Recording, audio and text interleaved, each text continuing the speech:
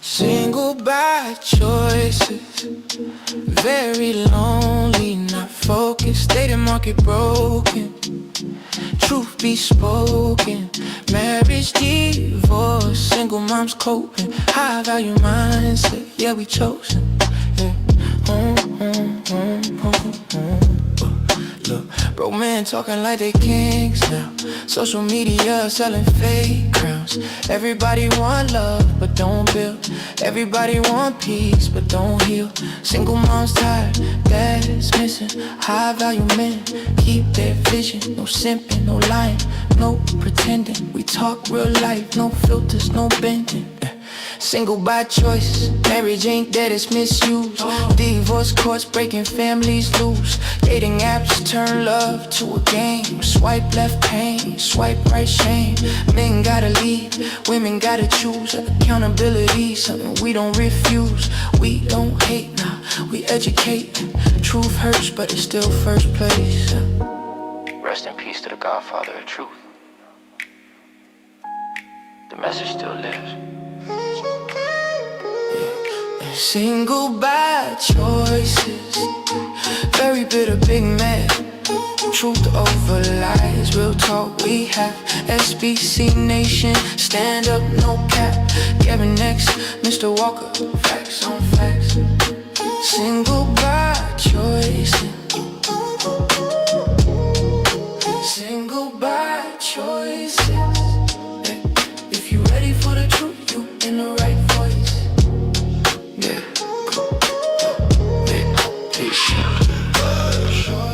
Truth in the mic, data market, wow, we shed the light.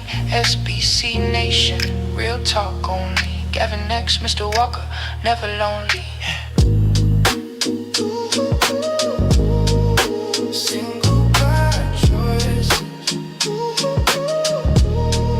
single by choices, single by choices.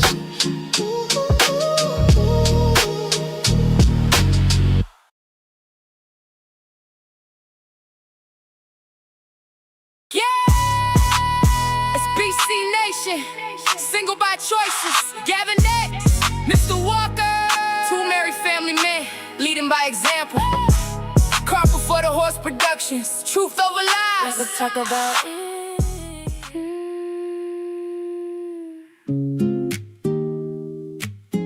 SBC Nation, Single by choices, Gavin next, Mr. Walker. two married family men, leading by example. Car before the horse productions, truth over lies. Let's talk about hot girl summer cancel. City boys up, they ain't stressing no more. Broken homes, everybody outside, but marriage getting low, low, low. Nug in the streets, wildin', wildin'. Bonkeisha hunching all through the night. Blaze Galaxy, everybody toxic. SBC Nation, know we right. Scrolling through the timeline, chaos every day. Everybody toxic, nobody wanna stay. Baby daddy drama, kids caught in the middle. Club every weekend, but the rent just little. Quarter zip sweater, we moving different now. Men tryna level up, family first style. Truth over lies, yeah we call it how it is. Too many broken homes, who raising all the kids? City boys winning, they done learned the game. Passport flights overseas, everything changed. Modern dating market looking insane. Everybody want love, but nobody wanna change. Yo, summer cancel, girls cancel. City boys up, they ain't stressing no more. Marriage rate slow and the single mom's high. Everybody asking why. Love how flexing in designer. Bonkeisha outside every night. SBC Nation in the building. We bring truth back to life. Summer night, city life. Everybody searching for somebody right, but these streets cold, hearts on froze. Now everybody's scared to let love grow. Yeah, we married family men, trying to lead by example. Too many people moving off impulse and scandal. Social media got relationships cooked. Everybody want attention, nobody wanna look at the stats. Facts, truth hurt bad. Kids need fathers, that's why the world mad. SBC Nation in the chat going crazy. Hit the like button if you feel me, baby. Super chat flying, cash app buzzing. Truth over lies, yeah, the whole crew coming. Cart before the horse, we building something major. Real conversations, no industry favor. Hit the like button, subscribe to the channel, support the show. Cash app and super chats. Girls on my gas. Single by choices. Gavin, Mr. Walker. SBC Nation.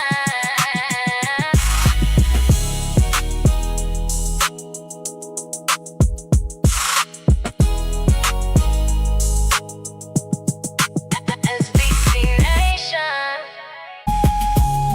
Hit the like button, Subscribe to the channel. support the show. Cash app and super cast. Single by choices. Gavin next, Mr. Walker.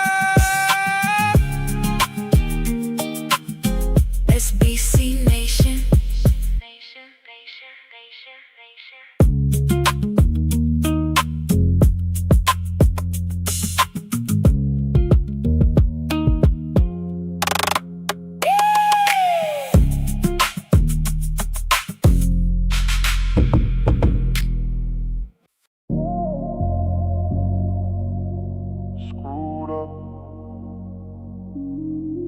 Screwed up. Screwed up. Screwed up. Screwed up.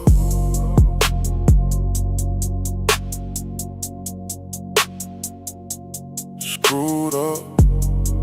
Screwed up. Screwed up. H-Town vibes. Screwed up. Screwed up, single by choice. H-Town vibe. Single by choice, or single by force. Love got lost, now we paying the cost. Welcome to the real, no cap, no loss. Yeah, it's Gavin Nicks. Mr. Walker in the building, let's talk facts. Single women scrolling, but they lonely at night. Baby mama drama, got the kids in the fight. Big, deadbeat dads ducking, ain't raising AC. Broken homes everywhere, now the cycle just repeats. Marriage look risky, divorce on the rise. Modern day love full of games and lies. Everybody want love, but don't play their role. Now we got a whole generation lost with no goals. Single by choice, or single by force. Your truth over feelings, yeah, we bringing it raw. Welcome to the show where we breaking the law. Nug on the couch playing 2K all day. Bone Keisha fed up like, boy, you gotta find a way. Bills stacking up, love turning cold. She out in the streets, now the story get bold. Now they both lost, trying to figure it out. Toxic love cycles, yeah, where we calling it out. This that real talk, not the fairy tale dream. This that wake up call for the whole damn scene. R.I.P. Kevin Samuels. What they ain't wanna hear, but it was real. With accountability, where that we just tryna build, not tear down the pack. Hit that like button. Subscribe. Don't front, cash app. Support the show. Super chat, let it flow. SBC Nation, we see y'all. Call it for the horse, stand tall. H-Town vibe. Single by choices.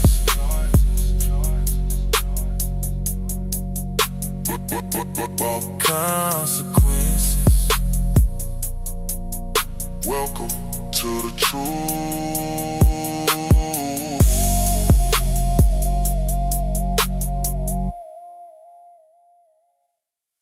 You ready for the truth? You in the right boy.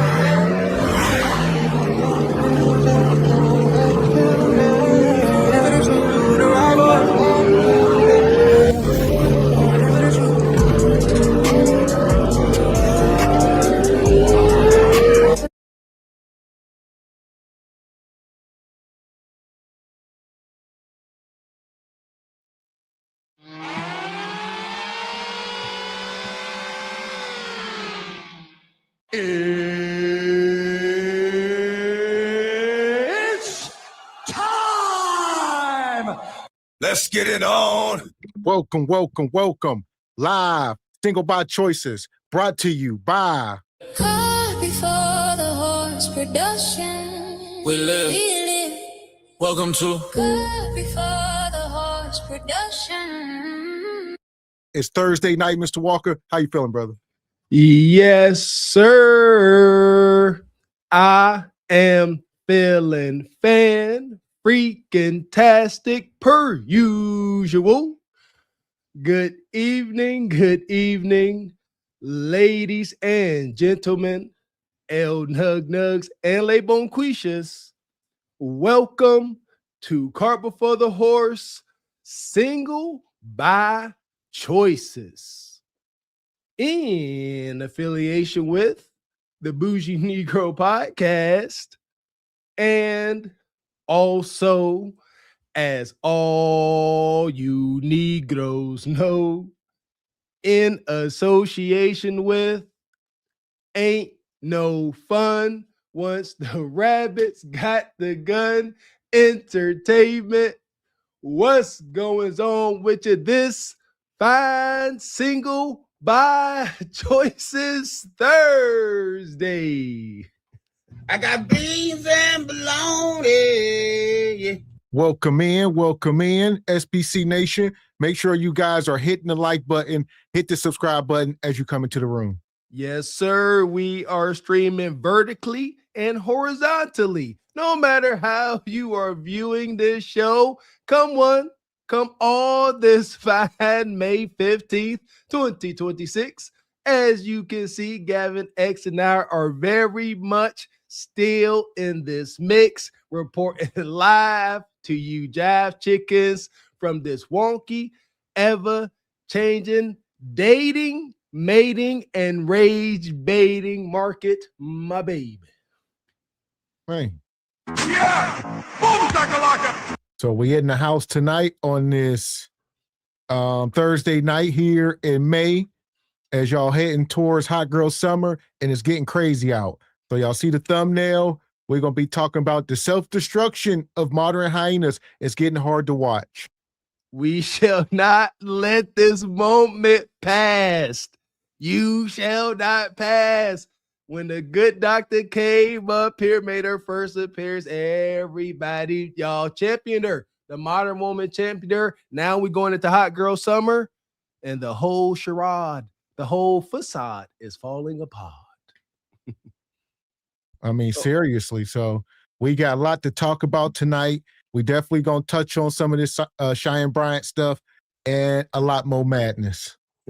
Shout out to SBC Nation. My bad. It's the 14th. I'm getting my dates mixed up. It's the 14th, not the 15th. Excuse me. And shout out to Lee Turner. He come through with the super sticker. Appreciate you, brother Lee. And I ain't got no time to play. I'm just gonna make that goddamn money and keep it moving. You hear me? Just stack, just stack, just stack, just stack and stack and stack. You hear me? shout out to brother James Burton. Come through with a 50 ball sponsoring the show. Says, salute fellas, peace to the chat. Salute, brother James. Always coming through with big support. We appreciate you, brother. Man.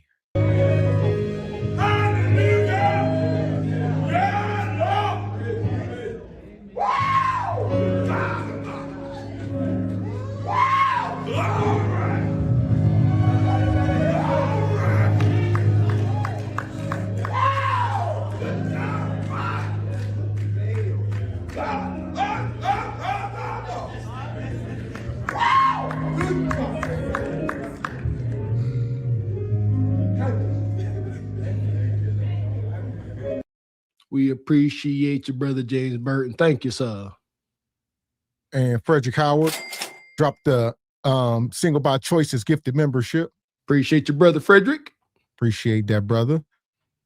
And Pharaoh's Kingdom says, y'all seen everybody camping for the Swatch AP? Yeah, I seen that, the the little old timey pocket watch. I like that. Kind of cool. Probably overpriced like a Mama Jamma, but I could dig it. Okay, yeah. We'll see. I haven't heard about it. And also, think. Shout out to our freedom fighting sister Ebony Dean. Dropped 25 in the cash app. She says today is her birthday. So everybody wish a happy birthday to Sister Ebony Dean and salute to SBC Nation. Too dope. Shout out to our extended SBC Cart Before the Horse Truth Over Lies family, Sister Ebony Dean, coming through rocking with us like she do. That's why she corrected me. She said, what the heck you mean 15th? You just go past my birthday? Excuse my ill manners, sister. Happy birthday. Many blessings to you. It's a pleasure having you around. That part. Go, Shorty. This is your birthday. So everybody make sure y'all wish Sister Ebony a happy birthday. She said, don't skip my birthday. Happy birthday to you. Happy birthday to you. There you go. Nice and pleasant. And Divine Photos says Cheyenne Bryant being dubbed as a doctor is like believing Dr. Doom and Dr. X are the real doctors when they are fictional characters. I guess Dr. Dre is one too. Yeah, I went to medical school with Dr. Dre. Well, hey, Dr. Cheyenne Bryant said if Dre and Doom and X can do it, so can she. God, nonetheless, we're going to talk about it. So happy birthday, Sister Ebony. We're going to cook up tonight. Make sure y'all hitting the like button. For sure. So we're going to start here. We're going to bring up, I say it's getting hard to watch. So we're going to bring up some familiar foes here tonight, a few of them, and it ain't getting no easier. It's getting harder and harder as more and more lies and clout chasing madness continues to become uncovered. But I told y'all, I like this season. I don't care. Tried to warn y'all. We are still and probably forever shall be in the season of I Told You So.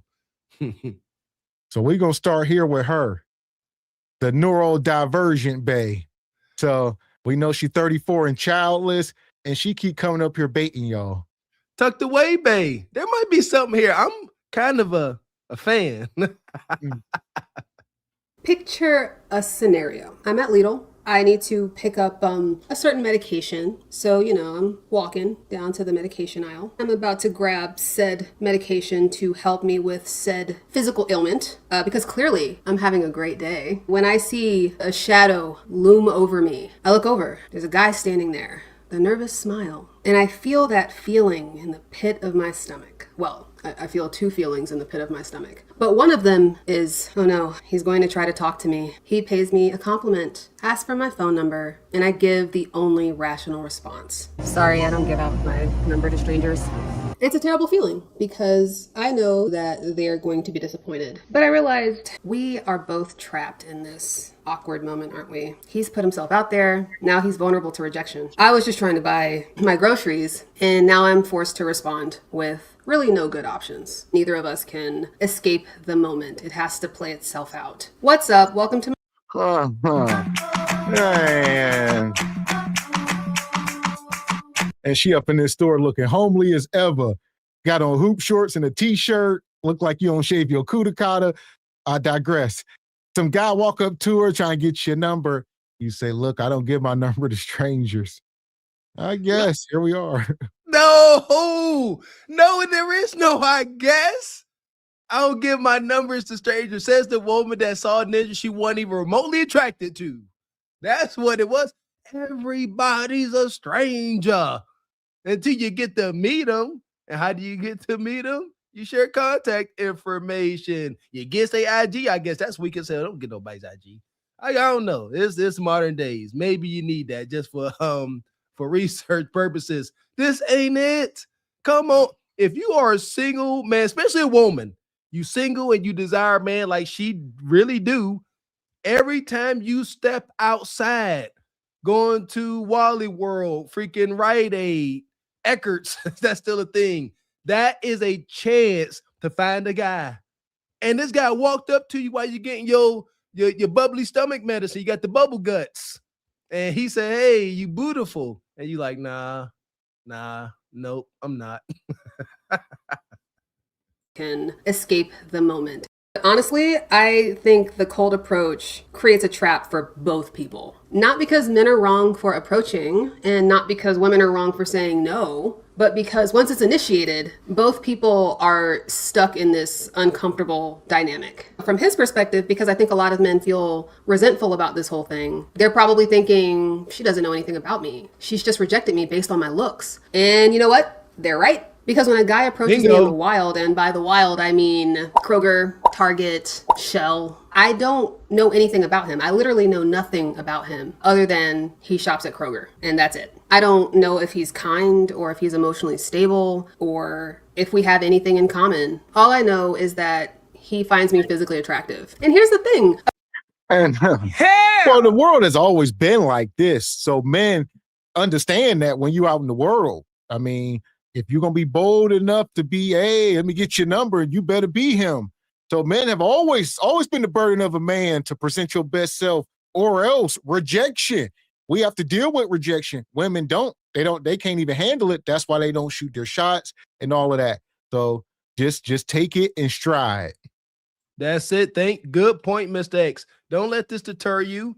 Sisters like this, socially awkward, self-sabotage-esque, they create monsters out here. Don't be one of those monsters she create. Just let it roll off your back. Whatever. You gave it the good old college try. You did your part, brother. You walked in, you presented yourself like a man, and you didn't know you was meeting Miss Neurodivergent. That's all right, brother. She don't have a sign on her shirt. Move on.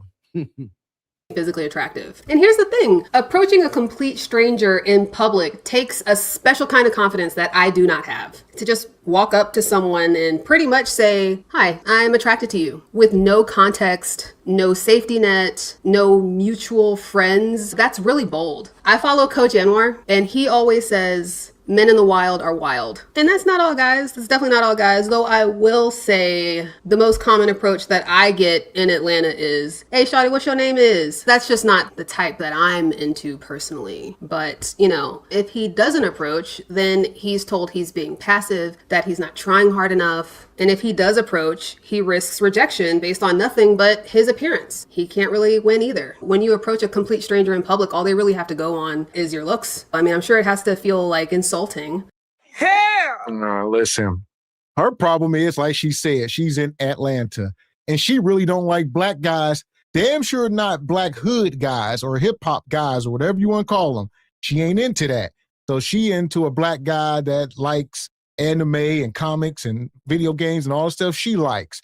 But you can't be into traps, trap this and trap that. No, she ain't doing it.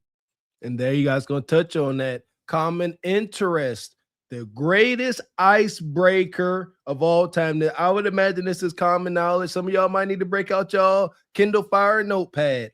Conversation opportunities. I wouldn't have asked anybody for real. I don't know that part of the game. Just walk up. Hey, I see you from across the room. I like the way you look. Can I get your number? Absolutely, I would never do that. Look for something that you have a common interest in. Maybe her shoes. A piece of jewelry. Hey, I like that. Where'd you get that from? I got something similar. Something where it's not like you coming over there, I don't know, today just for Kudakata. Oh, I seen something. We have a common interest. That's a heck of an icebreaker. That's what I would look for, especially with the neurodivergent. Her shirt, if she had like some kind of anime shirt, I like that too. That's your in. Yeah, her thing is she needs to move. You need to move to like Seattle somewhere or San Francisco. I don't know. Not Atlanta. It's not your scene. But she might be a little LGB, so she likes the scene down there because she can move and shake. There you go. She can dibble and dabble. And Lee Turner says, question, who's recording? I think she posted it up just on the shelf. That was weird. There you go. And Black Unity, everything this chick says equates to tell me you're under 40 without telling me you're under 40. Think she under 40? She close, I think. Yeah, she's 34, I believe. Okay. And shout out to Old School Gavin, come through sponsoring the show with 25 in the Cash App, says for the plate. Appreciate you, OG, always coming through. Yeah!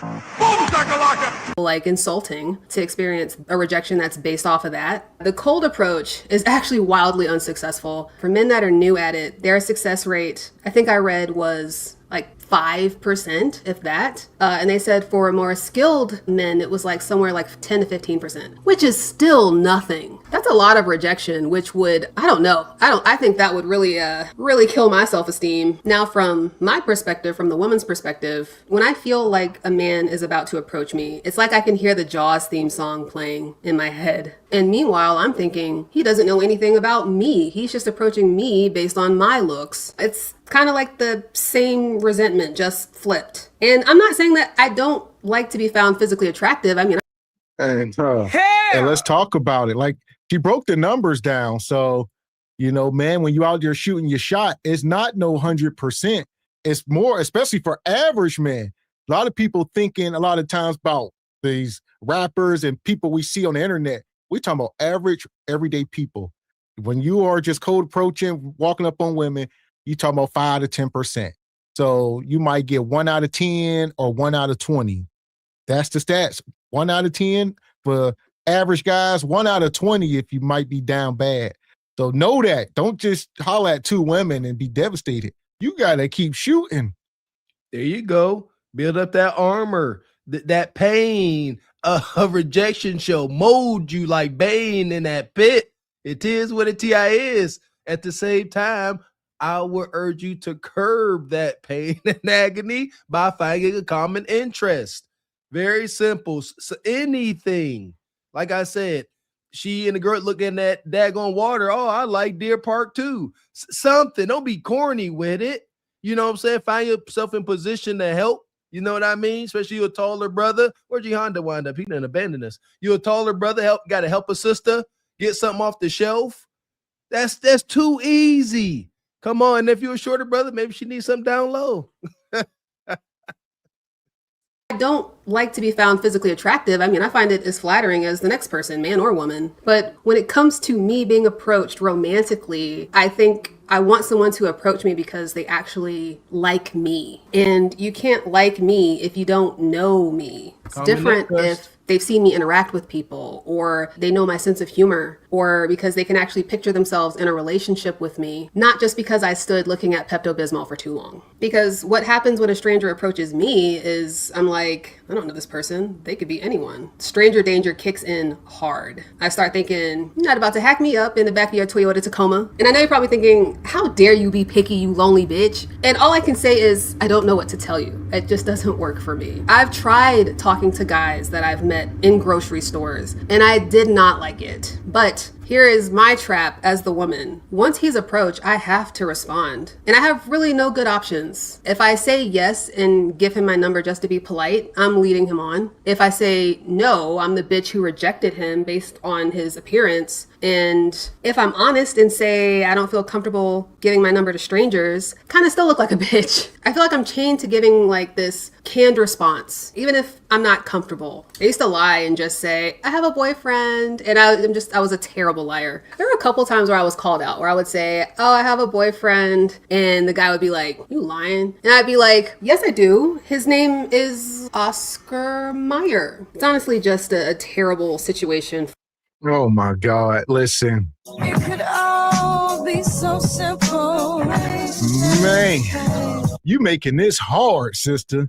All right. She got too many options is her problem. And she don't watch too many Disney movies and all this stuff. And she waiting on this perfect man. And she know he exists because she's seen him on TikTok before. So she just waiting for him. We've seen enough of her videos. It's all coming back. Just for those that don't know, she wants what every modern sister wants. Tall, dark, handsome, 6 foot tall, 6-pack abs. She didn't voice that. She wants the same thing. However, she just wants some in the neurodivergent, stay in the house, anime loving video game playing package. Monogamous too. And very friendly. I don't know. Man, and shout out Hustler's Philosopher. Says, why do these bitter unpick have the most to say about the very men who don't want them?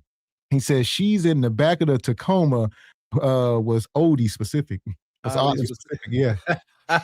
Listen, Shout out to Hustler's Philosopher. Man, listen, she won't what she won't, man. She stuck. Even though she knew our divergent, her hypergamous nature still on full alert. And there you go. So this is going to be an old spinster cat mom. She says she got like 4 cats and 2 dogs. The prophecy is beyond fulfilled. I forgot about that. Parrot and a ferret up next. She's going to have a whole little animal farm in there. Shout out to Animal Farm. For all parties involved. If you meet someone in a dating app, at least on the app, I chose to be there. I chose to swipe, I chose to match. But in Kroger, I didn't choose anything. I just wanted to buy groceries, and now I'm in a high pressure social situation that I didn't sign up for. And the guy, he's making a split-second decision based on nothing. He doesn't know if I'm kind, if I'm emotionally stable, if he has anything in common with me. He just knows I look good reaching for some Pepto-Bismol. Just kidding. Nobody looks good reaching for Pepto-Bismol. It's actually quite humiliating. Outside of immediate sparks of attraction, which are, let's be honest, rare, it really takes like a buildup of experiences with a person to generate attraction to them, especially after seeing them like in their natural habitat, which is the best way for me to become attracted to a person. If I see a guy and he's with his friends and I'm getting to see the dynamic with his friends, I'm getting to see who he is in this friend group. Is he the funny guy? Is he the reliable guy? The mature guy? It just feels much more organic that way. And I'm able to start picturing what my life is going to be like with. Hey, listen, we done talked about this before. Women know pecking orders faster than men do. They like that. So you just heard it. You can't show up to her by yourself. She want to see you in the room with a bunch of people and see where you fall in line and see if her cootie get wet. There you go. If you ain't HIM, obviously, if you a select man, all this don't apply to you. There you go. I be telling y'all, women like to see you around your compadres and respected peers to know how you rank. I done said that too many times to count. Shout out to my wife. Yeah, when we start canoodling in college, I definitely took her around with my boys. God dang it, yeah. See who I am amongst my peers, not just around you. This is me for real, for real. I am really this individual. Keep telling y'all, fellas. Shout out to Neurodivergent, calling it out. A lot of sisters won't say that plainly. I appreciate her for that.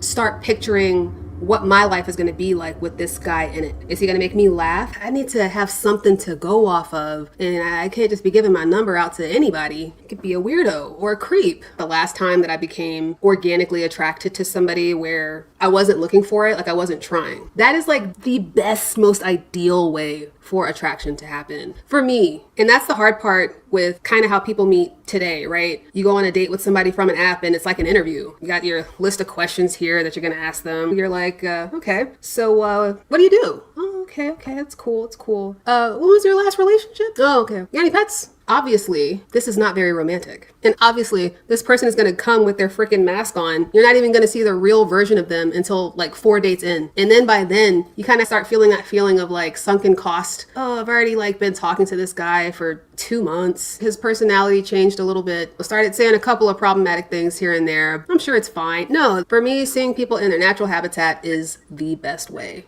Yeah, sunken cost.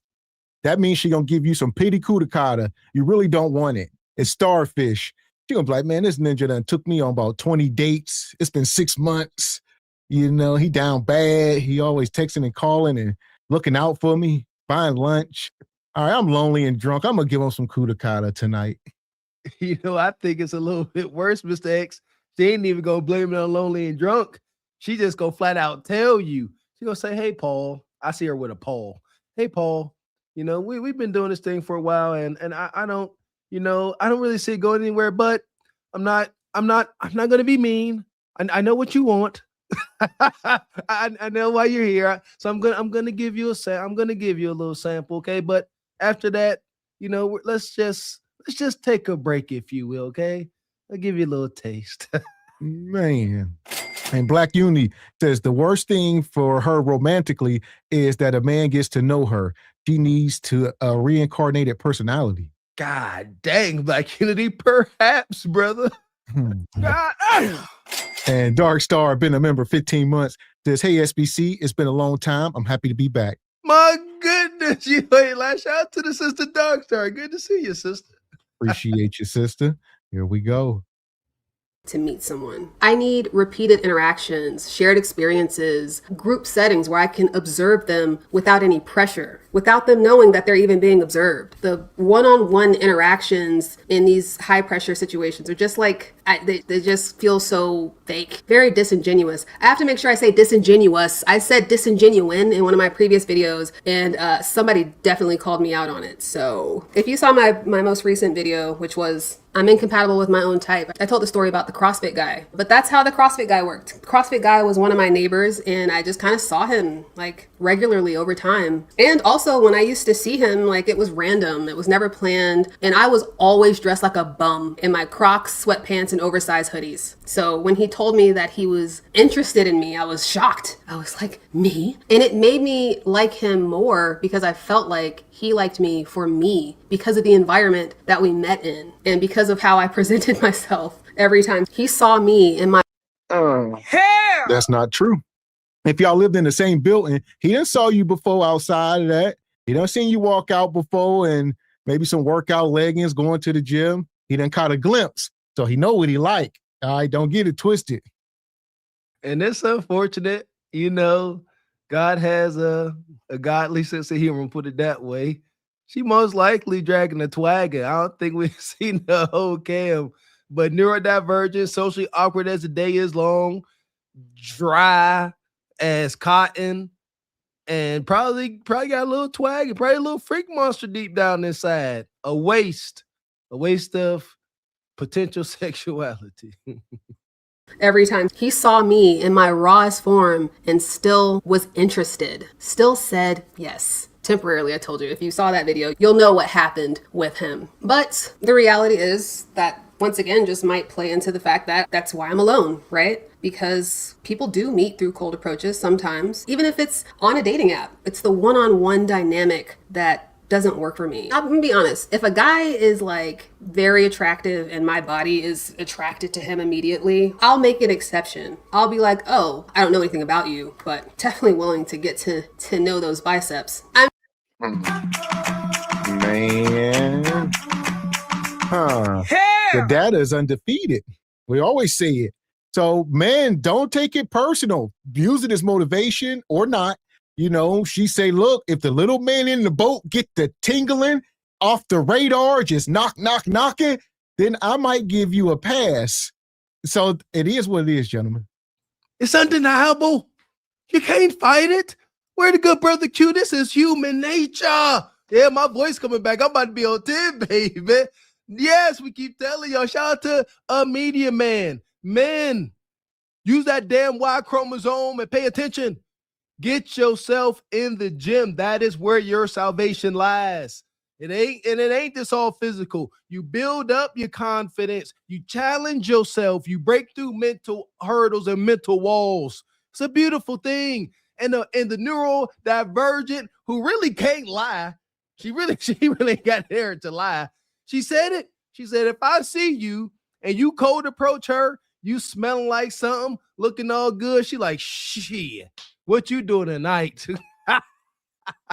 No, those biceps. I'm just trying to be honest. I know somebody's probably going to say, well, how do you think your parents met? My parents met through a mutual friend because that's how it should go. You should be meeting people in your social circle, in your community. That's how it used to happen, you know? But the world today is just not like that anymore. The world is just not as intimate as it used to be. Almost every person I see is a stranger, a complete stranger that I probably will never see again. I mean, that could just be me. I do live in downtown Atlanta. Maybe if you're in a small town, that might be different. Maybe if you're a part of like a community, especially if you're a part of like a small community, like a minority community within like a big city, that might be different. And I'm not gonna lie, I've actually thought about moving to a small town just for that reason, because I would love to have that sense of community. And honestly, I am one of those people who misses the pandemic. I loved it. I knew all my neighbors. We used to hang out and like get to know each other instead of just grunting to each other as we passed in the hallway. Now it's not like that. It's not like that anymore. Now I have to be judged for not wanting to entertain a complete stranger when they're approaching me while I'm trying to deal with a gastrointestinal situation. And it sucks. It sucks. So let me ask you, have you ever been approached by a stranger and felt trapped in the situation? I would like to ask the guys, if you approached a woman in public, how do you feel about that? Do Do you feel bad? Do you feel like,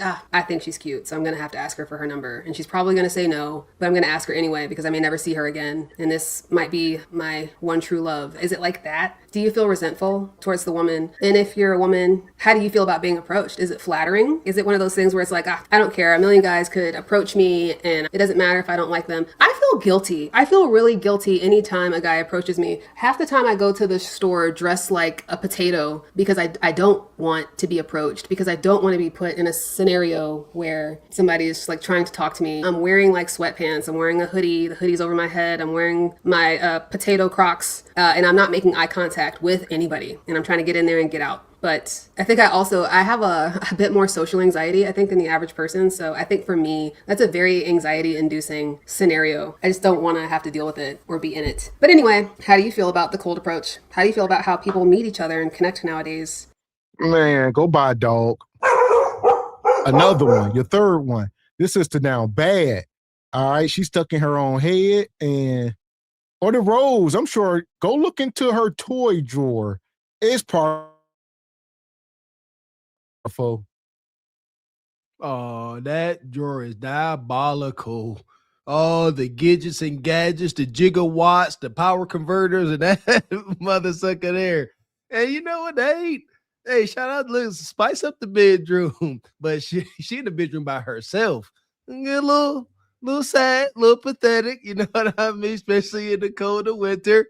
But to give her just a half a point of credit for a brother to approach a woman while she reaching for Pepto-Bismol, stuff like, read the room. The vibe is off. Obviously, she ain't exactly feeling sexy reaching for Pepto-Bismol. So, yeah, she ain't feeling very confident. I like a half a point, no excuse for her, but I'm going to leave that there. Yeah, read the room, brothers. Don't approach and they doing something kind of awkward in the middle of something kind of, socially awkward. You made a mistake. She said she missed the pandemic, so she was friends with everybody in her apartment building. I mean, you in that minority of people. That was a victory for the awkward folks. Y'all had a little small community when nobody really leaving. Everybody was door dashing and Instacarting, and y'all was just hanging out in the courtyard. Everybody was friendly. Man, she won't tell the tales, but if she got a select male in that apartment complex, man, y'all don't get it. If you got a apartment complex, I don't know, 15, 20 tenants and one select male and a whole bunch of lonely women, I'm trying to tell you, don't get it. Y'all don't get it. If you walk around having his way, I would love to know all the details about that, but nevertheless, she wasn't doing nothing. That part. So she been out here playing and joking. We're going to put her in the sub and keep it moving. Get out of here. The passengers of the doomed Titanic sub spent their last moments in total darkness looking for bioluminescent creatures out of the small window and listening to their favorite music. The new details of the 5 passengers' final moments have been revealed by the wife and mum of the father-son duo. Wade in the water, diamond, wade in the water. Something's gonna trouble the water. You better wade in the water. Yeah, man. Ooh, F that. Newer Divergent. Stop putting names and titles on why you want to be lazy in your dating. That's the thing. I respect her truth. Don't be going outside all unkempt sweatpants. Every time you go outside, especially if you single, want somebody, every time you go outside, you need to look like something, as my mama would say. Look like something. You just out here, and like you, Mistake said, sisters, y'all got on baggy sweatpants, potato Crocs. You can look like you smell. Laziness. It is what it is. Man, so that sister down bad. And like we say, the self-destruction is getting hard to watch. We're going to bring this woman up, or this guy y'all see. All right. Jazz and her baby daddy. All right, Jazz, they back together. Choke. Okay. Get in the gym.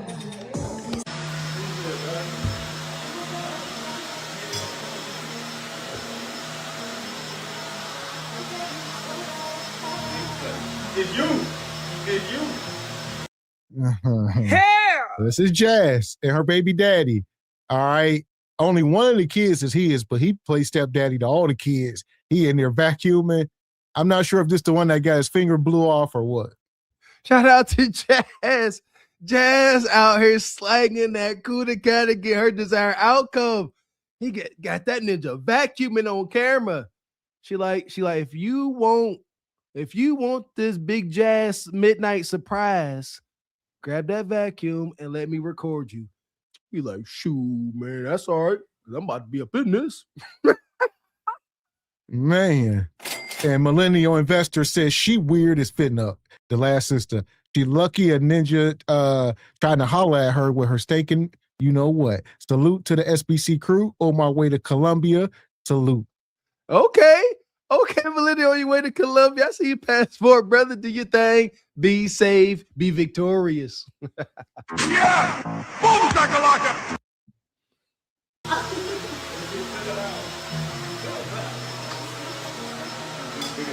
I've been balling so damn hard, you going to double for my jersey. I found out I was 30. Oh, the 30, doing that shit, niggas keep hurting.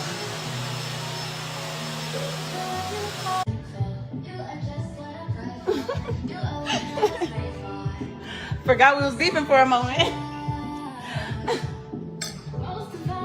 Forgot we was beefing for a moment. I was gonna walk up to him and get a hug. So they just be up in this house. They back together. And it's like a honeymoon phase over and over. Jazz has honeymoon phases over and over with her baby daddies. All right, it'd be him this month, and then she'll be back, dealing with other ninjas, and then she'll get back with another one of her baby daddies. And it's always like the first time again. Oh, Miss X, you on one, daggone right. It's a new love affair. Ooh, I want that old thing back every time. 10, 15 times over. It's wicked. It's really a wicked dynamic and vibe. He like, shoot. He like, I'm the last one to get the Kudakata. I know other ninjas been all up and through you raw, but I'm here now. It's my turn. Huh? Tell me sweet lies. Tell me I'm the best one. Huh? Tell me you've been calling my name. Oh, come on, you even got your feelings.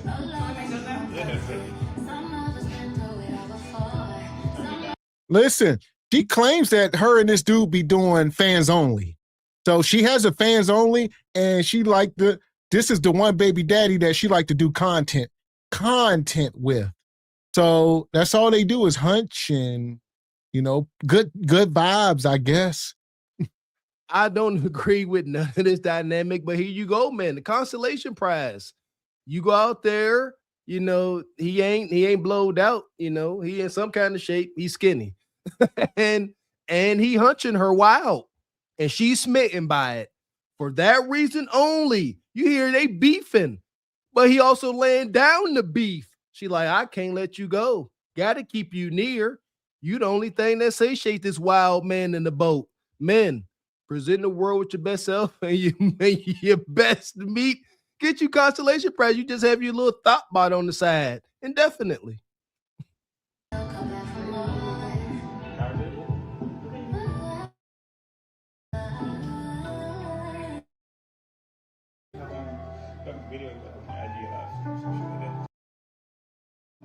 Yeah, we can. This is wicked. Where the kids at? Right, that's what They sleep. Don't worry about it. They out the way. Yeah, last video we did, she had both her baby daddies was in the house. One dude was in the house playing with his kid, and he left. And then I guess this ninja pulled up. So very toxic woman. I don't know how y'all feel about all these ninjas around the babies. She the ringleader. She having her way. Plain and simple. She put out enough and present enough sexuality, whatever they want to keep them orbiting. She up right now. City girls may be down, but Jazz is kind of up. I don't know. I kind of don't want to fuck around and find out though.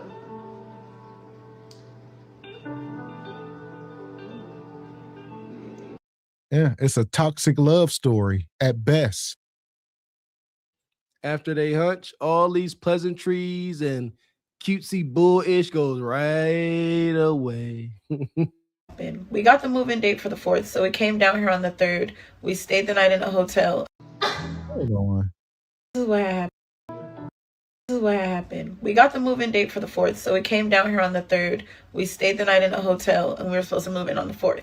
But on the 4th, he got to telling my realtor like some weird, crazy stuff like, oh, the owners in the first house, they don't want to rent to you guys because you guys are a young black couple and they fear that you guys are going to be in there being domestic and stuff and messing up the property, whatever the case may be. So he's like, I'm going to send you guys a list of properties that could get you guys in today, which was the 4th. So we like, all right, cool, bet. So we look at the properties. We fall in love with this other house. We fall absolutely in love with it. We all hyped up like, yeah, let's get this one. He's like, okay, cool, we're gonna get this one. We go check out the area. We spend like 3 hours in the area falling in love. He's like, okay, some discrepancies happened. He couldn't move us in that day, so we need to move in the next day. So that means we have to go get another hotel, and we have to extend the truck another day. So we do all of that. Yeah. Listen. She belongs to the streets. As y'all know, she is moving. Her and her baby daddy. She last video we did, she said she done moved like 8 times in the last 2 years or something crazy. She keep moving. Her baby daddies get her address and she'll move again, and it's a lot. But I don't know. It seems like she getting scammed. Always moving because of baby daddy drama. So the realtor, whoever was right, always moving because she getting evicted. Money funny. OF ain't hitting. You know, I think she tried to do some type of little 9-to-5 work. Too lazy and entitled. She can't keep up on her rent. That's the main reason. You a hazard. You are a liability to a renter. It's over. He's like, okay, yeah, you guys can move in. So we head back over that way. We leave the hotel. We head back over that way. And we chilling around in the area waiting on him to tell us when we're going to sign the lease, when I'm going to give him the money order and move in all this stuff. Boom. Hours go by. He's still stalling and giving us the runaround. We like, what the hell is going on? Like, okay, whatever. So she's handling what she can handle and nothing is going through. So I'm like, it's like 7 o'clock at night now. And he finally hit her back and was like, oh, we can't move her in tonight because she didn't set up water, electricity, and renter's insurance. You're not even supposed to do that until after you've signed the lease.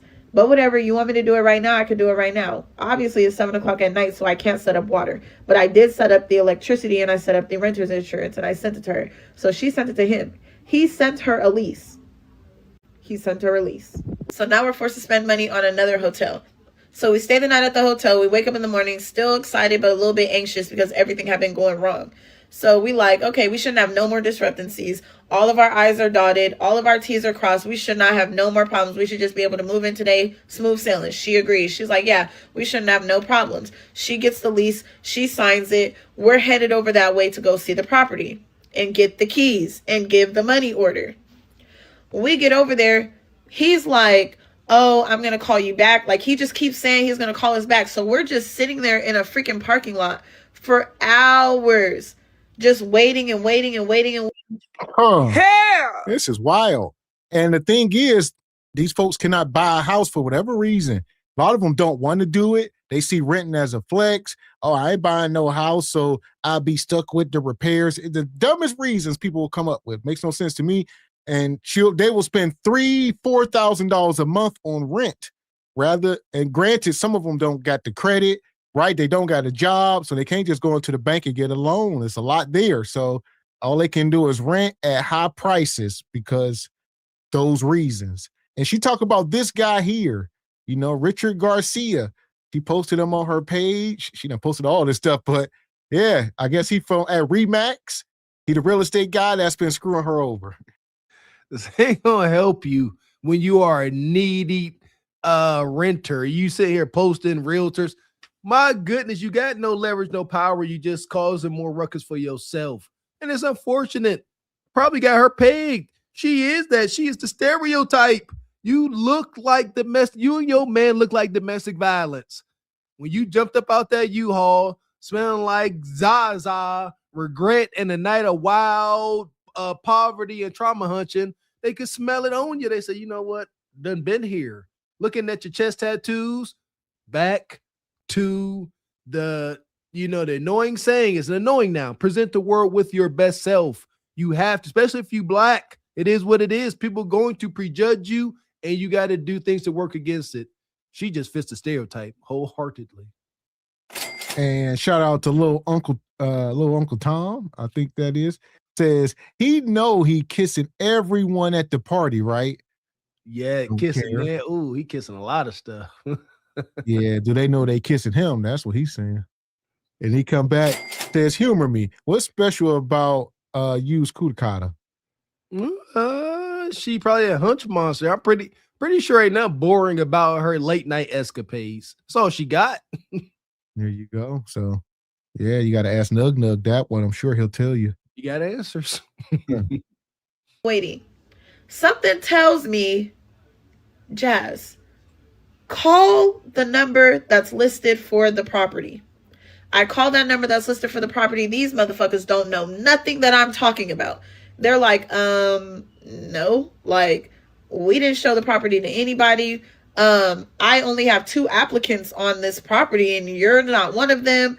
I don't know what you're talking about. The owner don't know what I'm talking about. Nobody knows what I'm talking about, but everybody is feeling bad. Like, damn, like, y'all just out here in this heat. You got this big truck with you. You got to turn it in. All of your stuff is in there. Like, it's just so much going on. So then. And we say get up under the instruction of a man. She is up under the instructions of a male, but she's the head hyena. He just there hunching. So they riding around with a U-Haul full of their furniture and everything, staying in hotels because they thought they had somewhere to move and it fell through. So they just got their stuff packed up and nowhere to go. Thank you. Understand, he's not really aiding in anything. He ain't coming up with no suggestions. He ain't like, hey, let's stay at the hotel. I got it. He's not doing anything what a man does to try to calm her nerves in this troubling time. He's sitting back there on his phone. Like what they say. All right. What we about to do? Oh, all right. You gonna pay for that? Oh, all right. That's all he got. And then when late night come, then he clock in. That's it. That's all he got. And I called the person that she's been speaking to, which is he's an actual realtor. So I called because the list came from him. So all his stuff is at the top.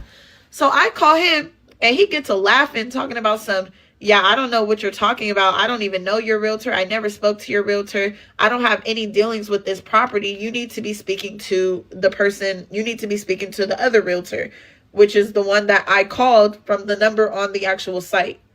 He's just like, I'm trying my hardest to help you and da-da-da-da-da. So he's basically trying to put it in my head that my realtor is playing me. So I tell her what he said, and she's like, nah, hold on, I'm about to record him. You know his voice, right? I'm like, yeah. So she gets on the phone with him, and this man talking about he don't know what I'm talking about, that he apologizes, he didn't get the paperwork in on time. He basically is admitting that he dropped the ball.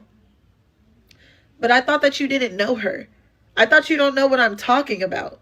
I thought that she's a liar and she's playing. Like, what happened to all but y'all, he didn't get any money. So I don't understand what the point of all of this was. Like, what type of sick joke this was. Like, I really don't understand. There was no benefit in this shit at all. Sorry, y'all. Like, my voice is fucked up. Like, my nose is stuffed. I really been crying my eyes out.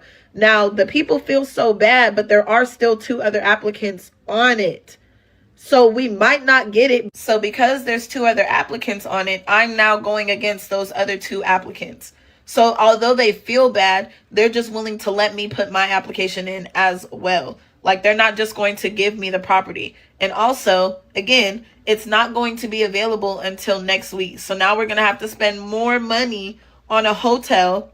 We're going to have to unload the entire Penske truck, put it in storage, and then load it back up again to unload it into the next house. Jesus.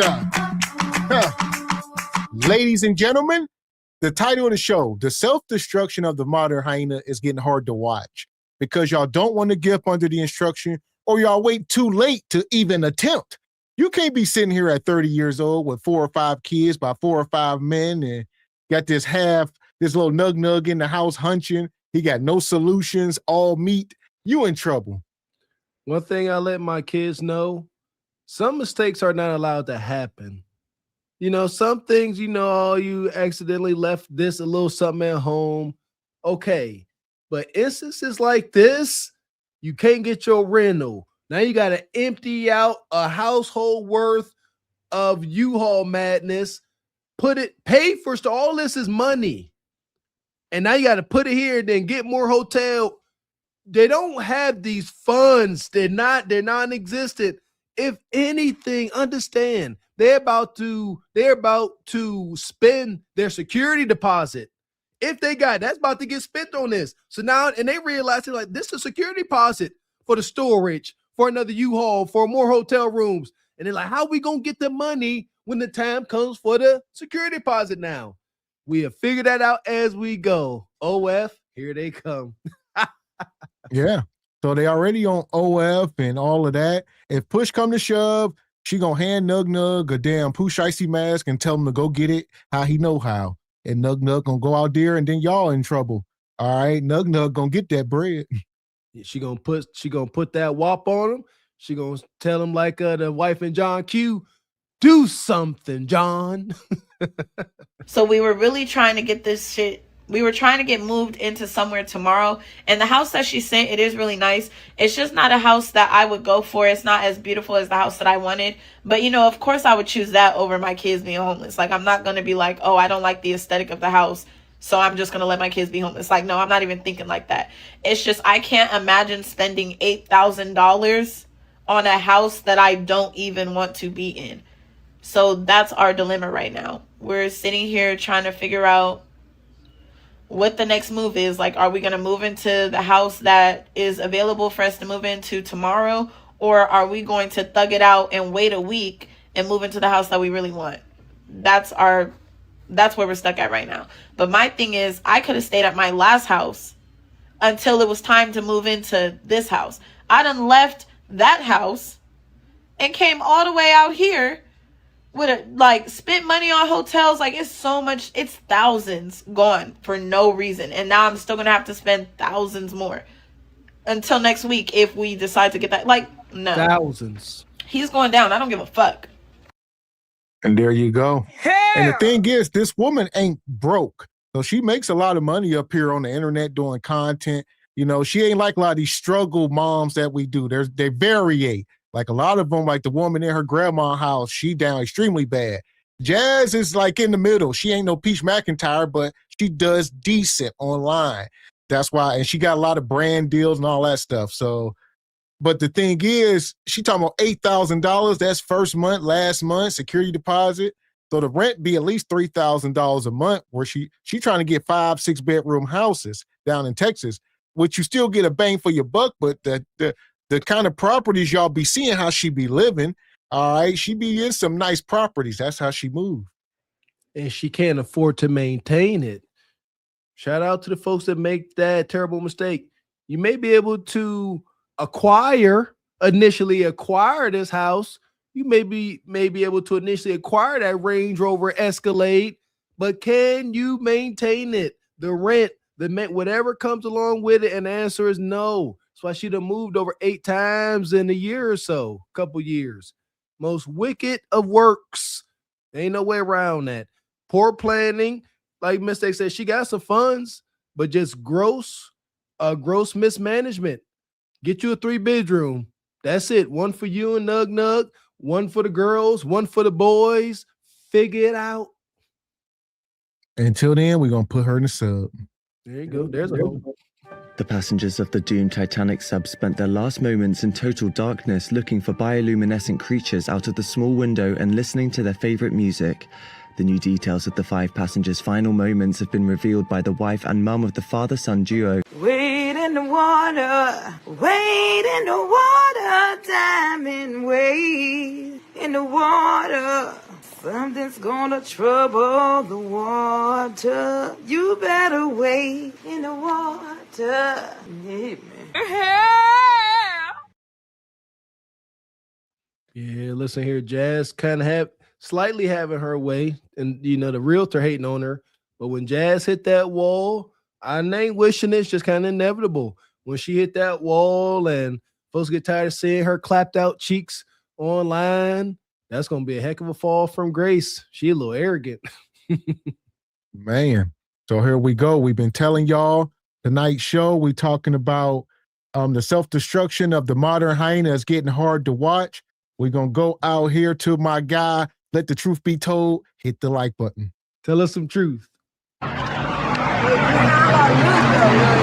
We can do another one. We can do it where you look better. What's your name, though? TT. How old are you, TT? Okay, what's your opinion on how the men is today? Yeah, girl, say that, Marco. All right. Speak for her. She said you heard her. And I gotta see the video. Right. I'm gonna show you what it's gonna be on going up tonight. Yeah. You look good. Yes, they see you. So imagine when we do the second one, you knock their socks off. Don't speak your truth, baby. Okay, what about me? Okay, how do you feel about today's men? I feel like today's men be based on what a female can do for them, basically. I think it's opposite. No. Go ahead. No. I get what you're saying. You know, it's a lot of young hoes. Young hoes. You call them YHs, YBs. Right. Young bitches, young hoes. I feel like, yeah, they do look at a nigga pockets in their car and see what they drive and how much money they got. I remember when I lost my mind. Oh, I'm just about to lose my mind. It's over. The self-destruction is getting hard to watch. All right. She said, you know, these young, we call them YBs and YHs, young biatches and young 304s. And then we got the YNs, the young ninjas.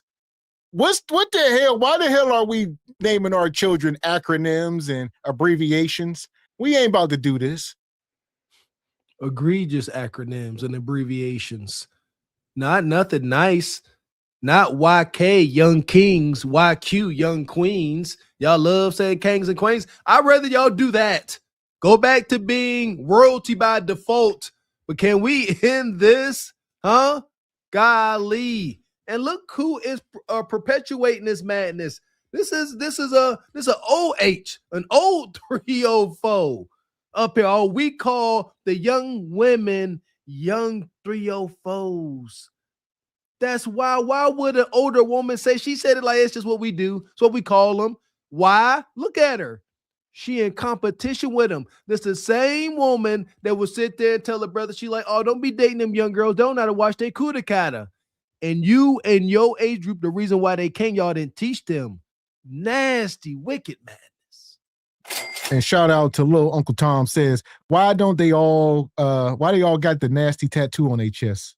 We grateful for it. It's a stamp. So now you can identify for who they are, brother. Yeah, as if the bonnet and the septum rings don't throw it off. It's just another identifier. That's it. Hazard. Stay away. But a nigga can fuck a bitch and still not spend no money on you. So yeah, you want to fuck him. He ain't spending shit on you though, but you want to fuck with him because you see what he got. Right. But I feel like niggas are fucking bitch around just to see what they do. Right. Like if you don't do nothing for them, then that's when they look at you different. Like, oh no, this bitch ain't shit. Like, you feel me? Like type shit. It's different. Niggas. Hell! This is all struggle. We are in Cleveland, Ohio. For the people walking in, you see the struggle Quisha in the back just dragging her feet. They do. Right. Like if you don't do nothing for them, then that's when they look at you. She got on house shoes, fuzzy slipper house shoes, dragging them just too lazy to pick her feet up. Oh no, this bitch ain't shit. Like she got that wig going. It's just all egregious. And I don't know how he doing it, but shout out to this brother. I mean, Cleveland is down extremely bad from what we see. I hate that. That's a pet peeve of mine. I don't wish nobody might around me try to drag their feet. That's some lazy, slothful madness. I hate it. Trifling, you outside, white socks, black fuzzy slippers, dragging your feet. Why you dragging your feet? Your ass too heavy? Man, pick your feet up. Act like you are a human, not some sloth. You feel me? Like type shit. It's different. Niggas is different from females. We all know that. Right? Yes, a bitch go for a nigga that's driving out. I'm not one of them bitches. Okay, well, speak for you then. Right. What you go for? Because they gonna want to know about you. I go for a real nigga. I go for a nigga that like, you feel me? Just show me real. Like, are you in a relationship? I'm not. I'm in a situation. So my point is, if you know your worth, then I do know my worth. How you ain't come across your man? Yeah, why you haven't? Why y'all ain't found each other? No, that's what right. That's what I want you to tell me. Boom. The nigga I was fucking with before the nigga I'm fucking. I probably shouldn't be talking to him. I mean, just don't nasty. Just tell the truth. Just like, okay, so boom, one nigga I was fucking with. Before I came across him, I was just drinking the same amount of support. He was cool and gave cool vibes. Yes, he lied when I first talked to him. That's why I say all niggas the same. Right. I told him all first, like, you feel me? My baby daddy's still living with me, but he got to get out. My baby daddy ended up getting out, all that. Like, he wasn't living with me no more. Like, it was really over between us. Hell! This is some diabolical bull jive. Yeah, I met this dude and I told him me and my baby daddy still live together, but my baby daddy's in jail and he about to get out.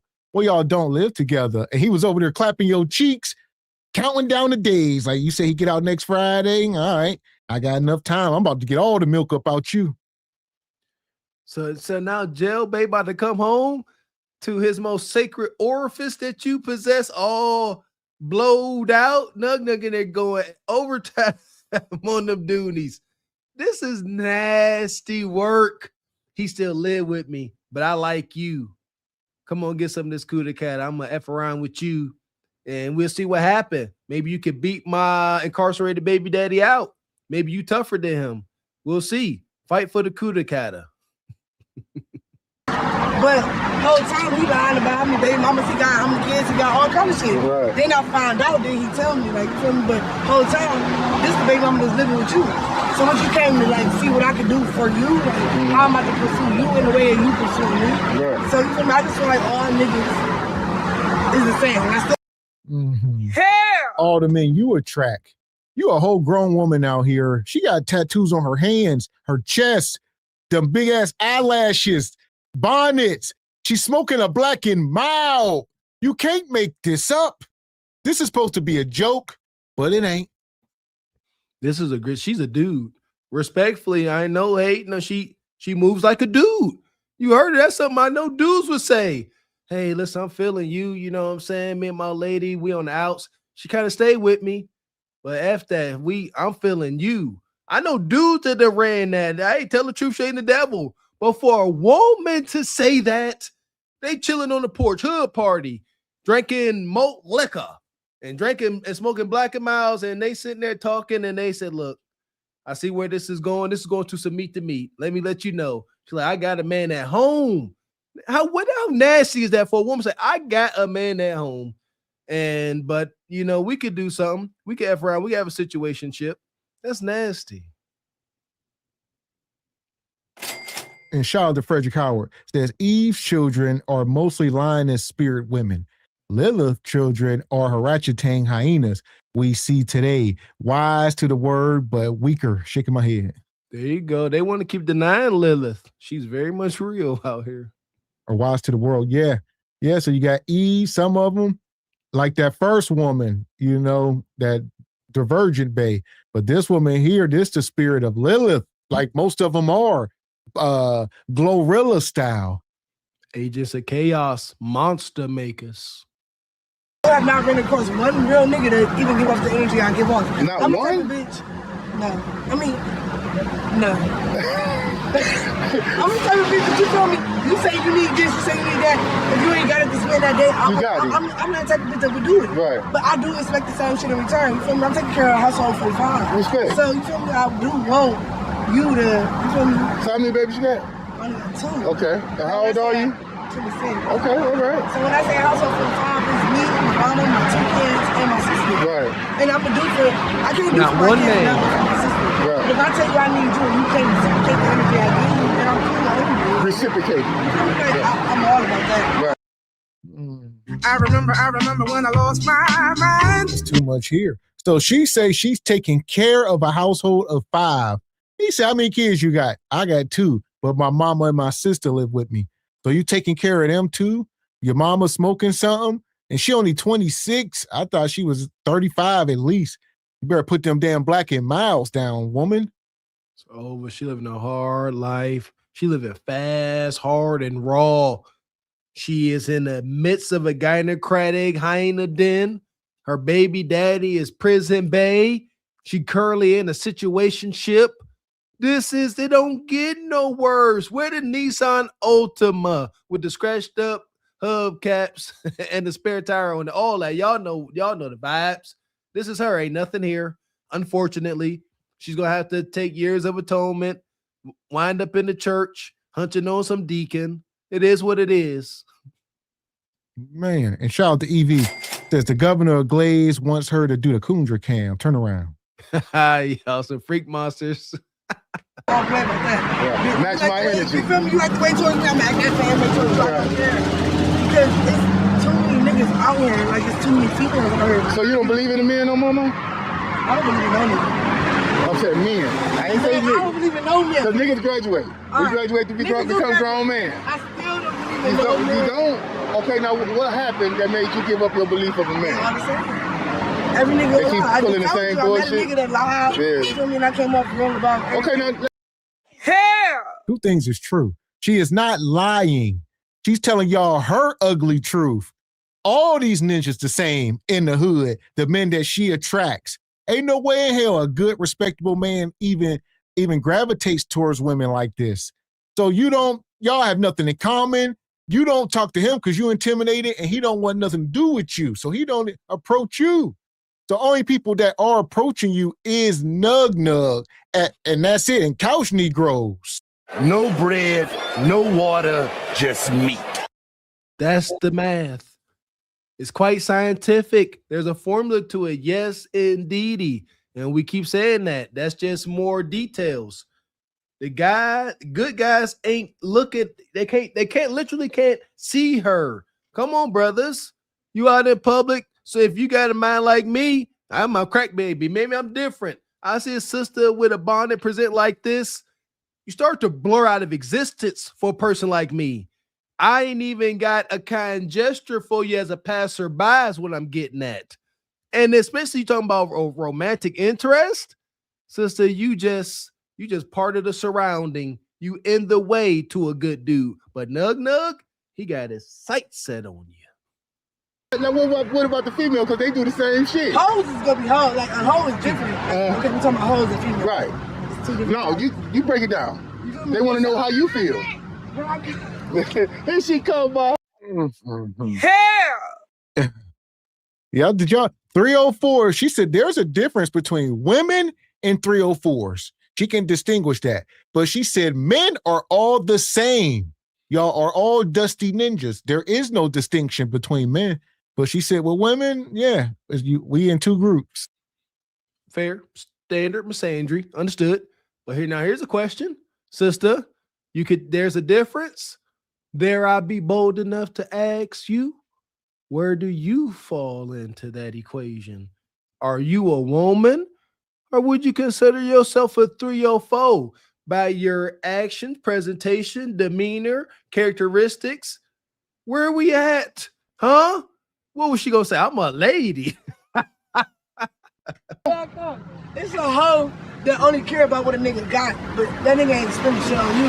He ain't helping you, but yet you would give him your whole check. You look down. Now it's a female gonna fuck with a nigga you don't got, which is me, and you feel me? You gonna help spend on him. But if you gonna do it on you, then you gotta just be cool. You gotta be smart about it. Like, did you see something in him to make you want to help him?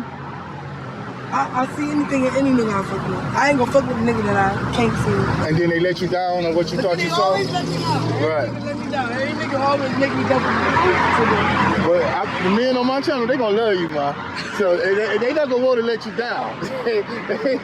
That's the last thing they gonna want to do. But the whole thing is, I feel the same way any bitch can say they feel about a nigga. I feel females do the same shit. Yeah. A nigga want a bitch. I can't. Hell! I can't. Everybody ain't ninjas and biatches. You ninjas, biatch, 304, ninjas.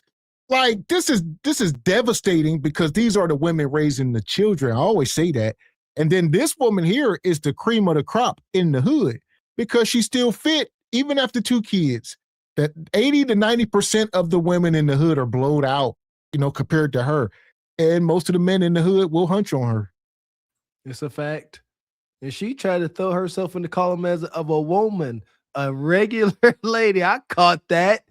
The devil is a lie, and so are you. Ain't no true thing you post, sister. I've seen sisters like this actually come in contact with good dudes. I've seen it in the hood. A good dude, maybe he just trying to, crush something right quick. And I've heard sisters like this, they will say it to him. They're like, you know what? I seen on Balloon Pop. They say, our worlds will clash. You a good dude, but our worlds won't match. They'll flat out say it. We ain't compatible. I'm bringing drama and trauma, and you too calm, reserved. They got too much structure. They will simply reject a good dude flat like that. They will actually acknowledge their demons.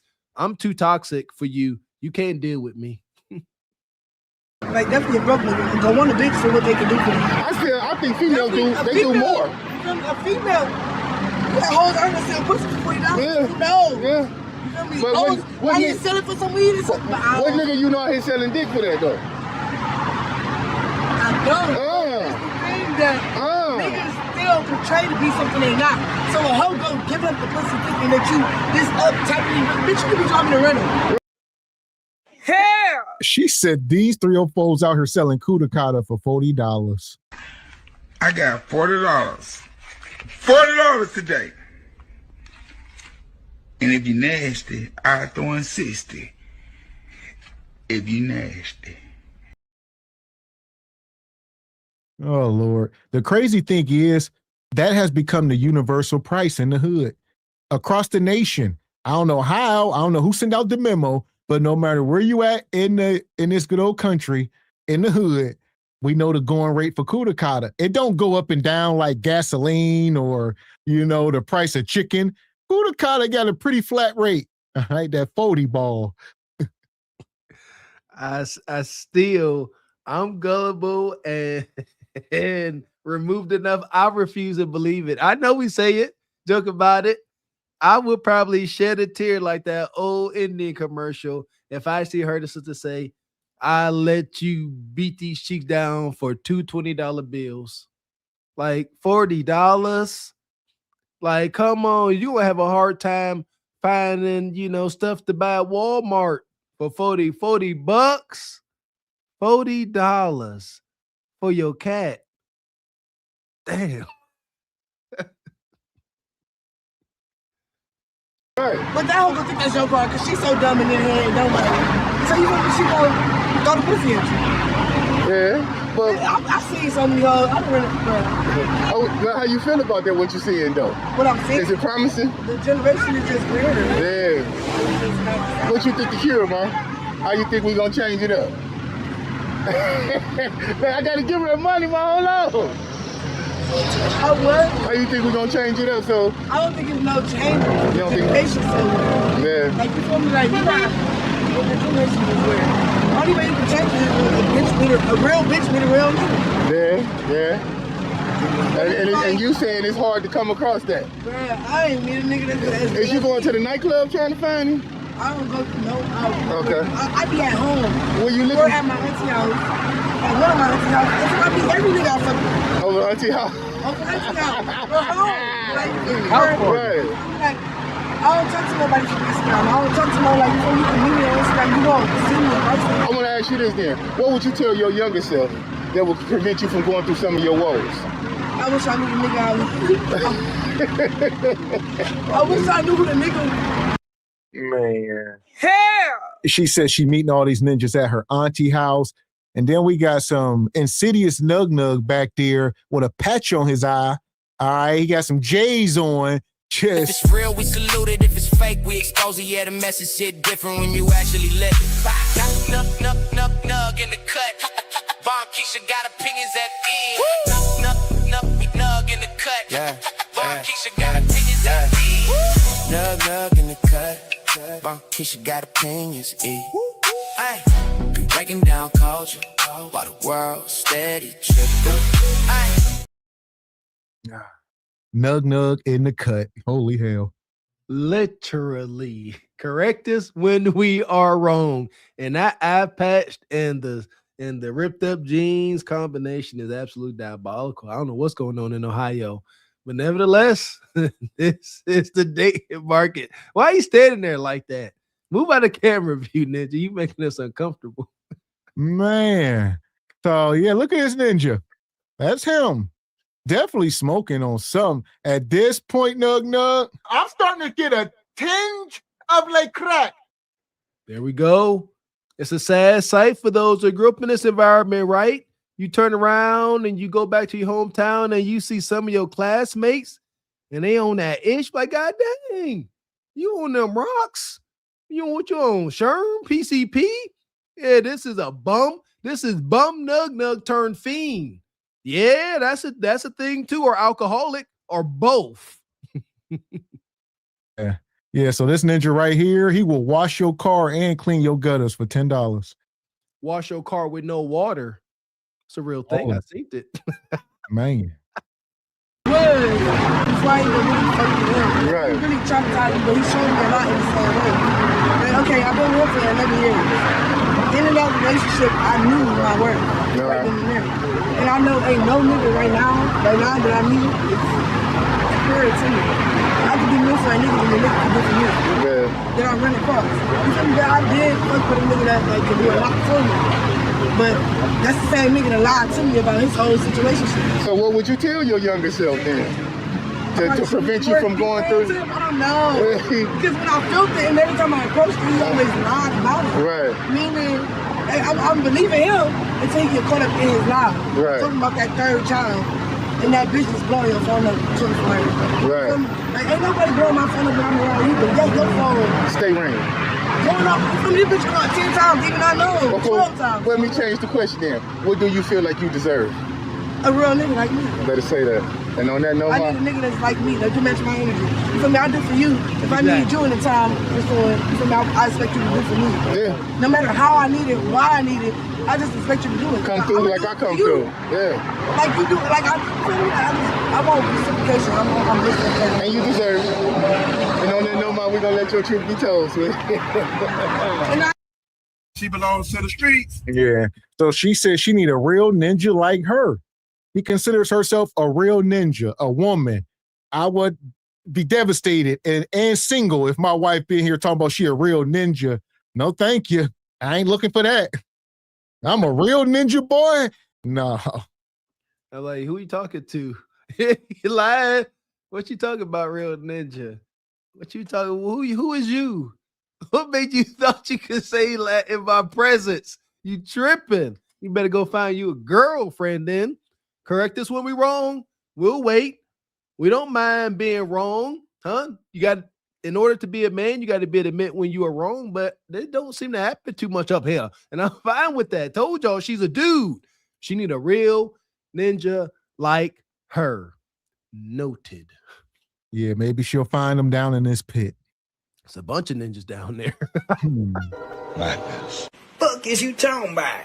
This is Sparta! You got to know when to hold 'em, know when to fold 'em, know when to walk away, know when to hide.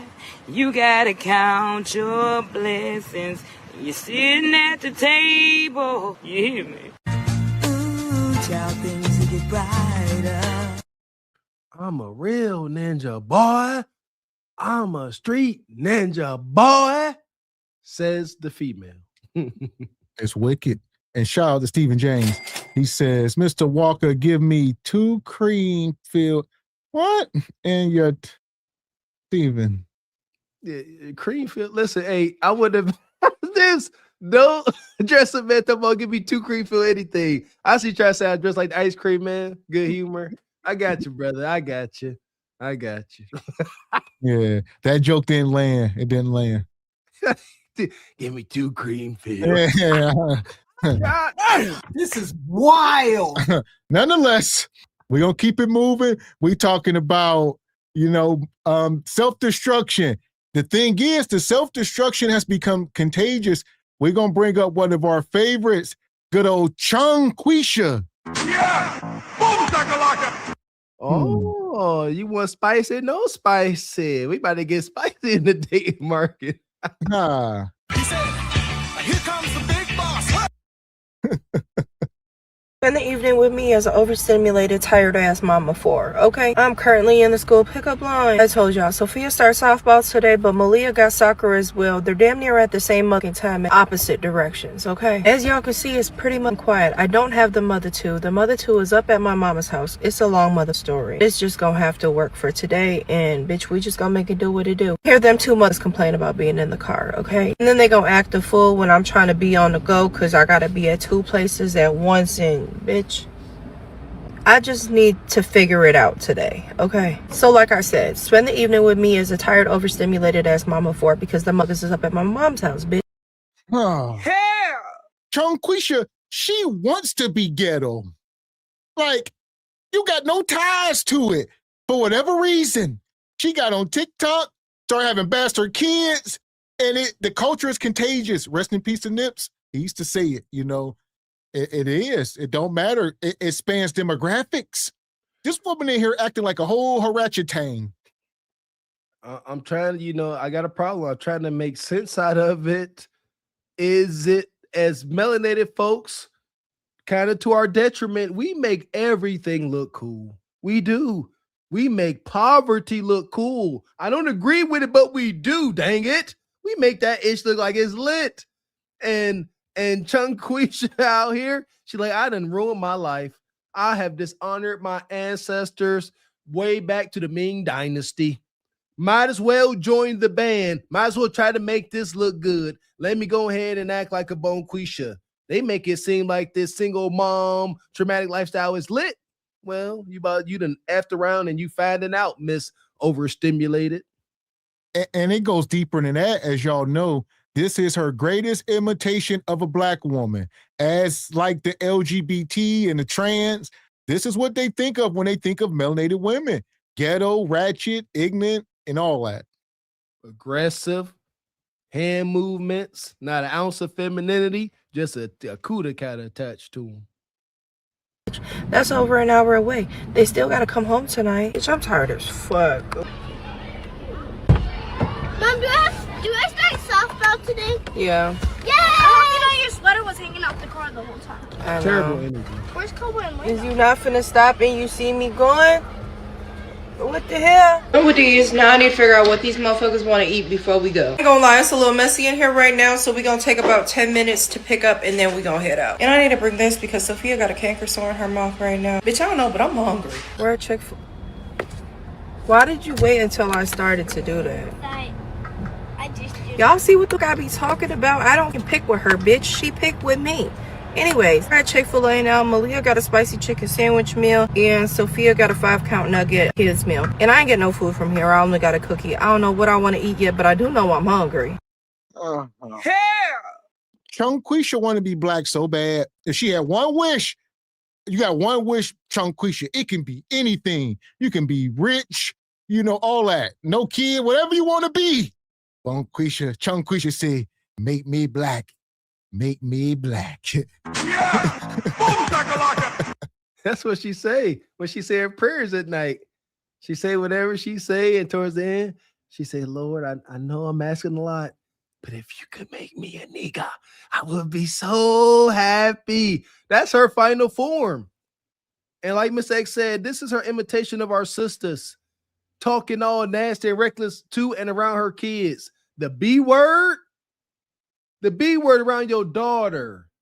Y'all tripping. We are Project Crack Babies. You would not catch me and Miss X talking like this around our sons, let alone our daughters. You're supposed to be most tender with your babies. Talking about this B picking on me. She's absorbing that. You were calling her the B word. Listen here. Mothers, parents like this need to be fined. I'm serious. Y'all need fines. Big brother always watching. Watch this. Moms and dads that come up here just being extremely detrimental to their kids' development. Send them a fine, something. Shoot.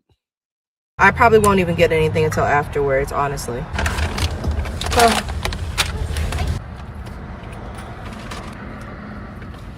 Eating bull crap. I just love their cookies. We're about 10 minutes early to softball, and then I think I'm gonna just leave here and run Malia to soccer real quick, come back, get Sophia, and go back to soccer, because soccer lasts longer than softball, okay? Oh, why I just pull up to the wrong mother park to drop off Malia? What the why was they supposed to be on the same street? I just drove to the opposite side of town, bitch. Slow. Send help. Bitch, I literally cannot believe I just drove to the wrong park. Now imagine if I would have dropped her off there before Sophia's practice instead of just leaving Sophia at practice, my baby would have been sitting at the wrong motherfucking park, bitch. Oh, hell no. And then my motherfucking baby Sophia, she at practice with not a goddamn thing she need. All the little girls got cleats, helmets, bats, mittens, all types of shit. My motherfucking baby didn't get shit. It ain't even my fucking fault, okay? I was expecting an email telling me everything I needed to get for her, because best believe my motherfucking baby would have had everything ready for her at practice today, but now we gonna have everything ready by Wednesday, okay? And honestly, I'm gonna talk to y'all bitches later. Just dropped my... So there you go. She's 27 years old, spending the day with a 27-year-old single mom of 4. Not sure of the orientation of her kids. You know, I think they all, I don't know. I don't think Nug Nug got a hold of her. That's the crazy part. I don't think she's had Nug meets. I could be wrong. Not as far as her kids. I'm not sure. But I think she just want to be ghetto for whatever reason. Riding that crazy train as well, based on her children's name. Got Sophia. Yeah, that ain't that ain't one of her names. This is wild, and she gonna try to just glaze over the fact that you dropped your kid off at practice and they have no equipment. What she say, baseball practice? That's got to be one of the most expensive sports you can get into. And ain't your kid ain't have nothing. That is a technical foul ejected from the game. Don't put your child through that. See, the kid can't tell they side. That kid is at the park with the rest of the kids that ain't got nothing. I'm triggered. I've been that kid. That's not cool. And she like, oh, we have it by Wednesday. Clock that T. Go ahead, girl. Get your life together. Go talk to your ancestors. Change your life. I just dropped my motherfucking kids off. I need to go somewhere to get some coolant, put some up in there, and then I gotta drive an hour away. I'm literally just a fucking girl, okay?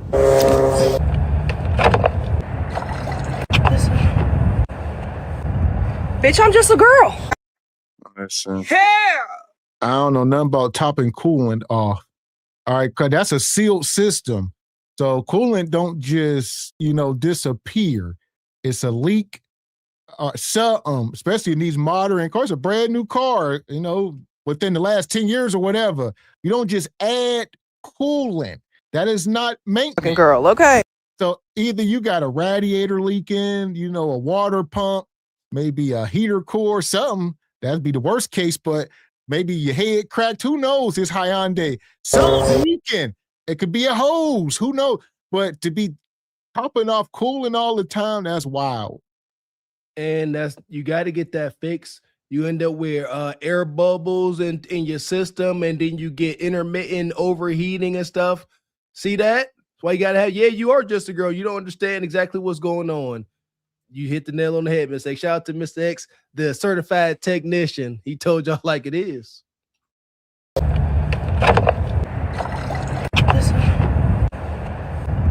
Bitch, I'm just a girl. Gotta bring their funnel back inside. I don't know why I don't just buy one. Just got to the dealership. I'm like 20 minutes early. She said she was gonna come find me in a second. I was like, excuse the mess. Yeah, and that's another thing, I see you saying all the cars don't take the same. Like say, I don't know about Hyundai. I work for GM, but yeah, she putting that old green stuff in. We definitely stopped using that back in the damn 90s. And, we use Dexos, the orange stuff. But like you said, I don't know about the Chinese. Maybe they use the green still. But nonetheless, she don't know. They will mix. If you start mixing them, then it's going to gel up. That's what you don't want to do. If you take Dexos or whatever, the orange stuff, use the orange. Don't mix the green and the orange. I am telling you now. Even if it says good for all makes and models, we are in a time right now where automobiles do what the heck the manufacturer says. Little note here, and this is law. The only thing y'all need to do is, I would advise anybody with newer cars, especially CVT transmissions, Do not go that recommended mileage on that transmission fluid change. They's talking about go 90,000 miles. Change it at 40. You will thank your wallet and you'll change it at 40,000 miles. Do not go 90,000 miles with transmission fluid. You will regret your whole life. You're welcome. Let's go to the dealership. I'm like 20 minutes early. She said she was gonna come find me in a second. I was like, excuse the mess. Marie, it's cold out. I ain't get a chance to clean my car. And I ain't even gonna lie to you, bitch. If you see me in this outfit on Saturday for the baby shower, mind your motherfucking business, bitch. I own a washer and dryer, okay? I also changed where I was sitting so I wasn't too close to people. It's been an hour and bitch, I'm hungry, but the only things over here is McDonald's, Taco Bell, Holiday, and I guess Caribou's over here, but McDonald's is an 8-minute walk and everything else is further. And it's cold as fuck outside. Bitch, I'm gonna have to starve. I just switched spots again. I'm in a little couch now, cause baby, this dude was fucking my back up. Update, I got no update, but it's 11:33 and I just found a pack of gum in my purse, so we ain't starving no more. Hey, y'all, I just had to change spots again because I had to go use the bathroom. I come out. Homeboy that was sitting at the tables behind me done took my spot. All these motherfucking couches. You want to take the one seat I was sitting in? Just came and gave me an update, said something is. Oh, man. I don't know. She just doing this for content. Ain't no way in hell she about to get whatever done at this dealership. I'm waiting for them to bring this bill out and see what's about to be hitting on. If she do got a visible leak, they about to let her know. And they about to try to beat her upside the head with a frozen sledgehammer. She talking about she broke. She's struggling. If you are having financial issues, the dealership is not the place for you. They charging you no less than $200 just to take a peek-see at your car. So you see what I'm saying? If you need a little oil change, something like that, do it yourself. Find, somebody that got a good reputation that can do it at non-dealership prices. But going to the dealership is for established folks with lines of credit and decent pay, things like that. About my radiator hose.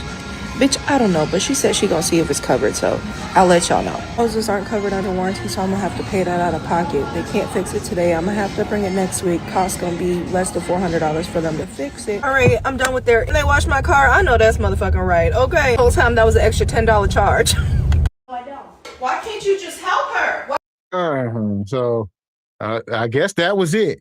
So a hose, $400. That sounds wild. Nonetheless, the cost is the cost. I'm sure some diagnostics and stuff in that. So she didn't show the bill. I would have liked to seen it. Most likely she getting took. Yeah, radiator hose on a Hyundai. You talking about maybe on a performance car. They could be crammed in there kind of wild. Got to take intakes off to get to. I can see that. But on a just economy car, $400 for a hose diagnosis. She got had. That's a fact. She definitely gonna overpay for that. And just the fact that they said they was trying to see if a hose was covered under warranty. Hoses, belts, brake pads are never, ever, ever covered under warranty. Not unless it's a brand spanking new car, defect, stuff like that. But nah, don't bet on it. I don't. Why can't you just help her? Why are you being an asshole today? This is what the guy mean. Don't ask me if you can stay up late again, Malia. Because you always wake up with a stank-ass attitude. Ain't nobody did nothing to you today. All she did was ask you to help her put some other lotion on her feet. And you being... Stop it. Tired that ain't nobody's fault but yours. I told your ass to go to bed. And I don't give a fuck what none of y'all is talking about, okay? She was being an asshole. All her little sister did was ask her if she could help her put some other lotion on her feet. She woke up this morning being rude to everybody. It's crazy because I made sure Koa got out the way today. Broke ass homegirls ain't got school today. It's May 1st, baby. My birthday month has officially started, okay? Well, I'm thinking I'm gonna spend the morning with my 3 broke ass homegirls. Can we go out, enjoy ourselves a little bit without broke ass homeboy? Well, Leah damn near done made me change my mind, okay? Why is you hollering at them and they ain't even doing nothing? Why is you yelling and screaming at your little sister because she... She want to be Bonquisha. I see one of y'all say the majority of her audience is, more than likely black women, and they love it. They like, look, she adopted. She welcome to the cookout. All right, bring some fortune cookies and some wontons. I don't know, but here we are. Listen, I don't know about y'all. I know some of y'all, a lot of y'all just perfect parents. But I had a lot of things to learn being a proper parent. And one of those things I learned, yelling, for one, we ain't doing the cursing, but yelling is a no-go, especially from mom. Like, the only person that need to be raising their voice every now and again should be dad. That's it. Mom don't need to be raising her voice, but ain't no dad in the house. Cursing at your kids, yelling at your kids' parents is getting you the opposite of your desired outcome. They kids, they ain't scared of you. That's something I had to realize. Your kids ain't scared of you, man. And they don't mind triggering you. They get off on that. I know I used to get off on triggering my mom. Yeah, I want to irritate you because you irritate me. You got to remain calm. Easier said than done, but it's easier done when you got structure and discipline. This is terrible parenting, yelling and cussing at your kids, especially at your daughters, man. Ass homeboy, Malia down there done made me change my mind, okay? Why is you hollering at them and they ain't even doing nothing? Why is you yelling and screaming at your little sister because she asked for help to put some lotion on? She acting like Elena wanted her to go make the motherfucking lotion from scratch. Asked for Malia's help because she know I don't like her pumping out the lotion herself. Maybe if she do, her ass gonna have a field day, okay? Y'all don't call y'all kids out when they have a stink-ass attitude for no reason. Baby, she just goes to prove my point again. This right here is why I don't play about bedtime, okay? You finna wake up with a stink-ass attitude yelling at everybody, killing my motherfucking mood because you tired ain't want to listen to me and take your little ass to bed. Baby, that ain't a we issue. That's a her issue, okay? We are. So, yeah, this is what, if you was a blind man, if we brought Stevie Wonder in the room right now and sat him down and say, what color is this woman? Stevie say, that's a black woman. I know my sisters. All right, you put a blindfold over Dr. Umar's face, Umar, and just play it, let it go. Say, Umar, who is this talking, Umar? He gone, Black queens forever, snow bunnies never. I said black queens forever, snow bunnies never. I said black queens forever, snow bunnies never. So I would say the larger issue is we need to fix our image, sisters, and clean it up. Very well said. Umar will be fooled, baby. He'll be like, oh, I know that tone. I know that. I can feel that in my bones. That's 5'5", thick in the thighs, caramel complexion, chocolatey dessert delight, sister. Wrong. It's a whole fortune cookie, Umar. Go check yourself, brother. But she sounds like it. I'm sold. I think it's a sister. All that cursing, all that, the hand gestures. Hey, she doing her best imitation. Y'all sister should be proud. Man. So as far as this woman here, shout out to James Horton, been a member 14 months, says, love the content. Let's go, SBC Nation. Appreciate you, brother James. And Steven says, men, that was fat man humor. Stop being nasty. That was you. You said it. And James Horton says, my little 9-year-old son said something about the Iceman coming. The Iceman cometh. The Iceman cometh. I know the Nightman. Shout out to Always Sunny. And Black Pain says, my Blasian cousin will now be named Chunquisha. Chunquisha. Supposedly, I got little Asian nephews out here from my oldest brother I ain't never met. Huh? I got some little Chunquishas. And as far as this woman go, we gonna send her to Leon, get up under some instruction. Get her right, Leon. She confused. This right here will get me some pussy tonight. But I don't want it. Not for this. Not with this. Fuck that. I don't want no pussy with this. This right here is paper. You want to? That's my rent. Hold on. Yeah, Ninja. Yeah, I was about to say, tear it into little pieces. Yeah, set it on fire. This right here. Do it. This right here. Do it. This right here. You are Asian, Chinese woman. Whack. This is wild.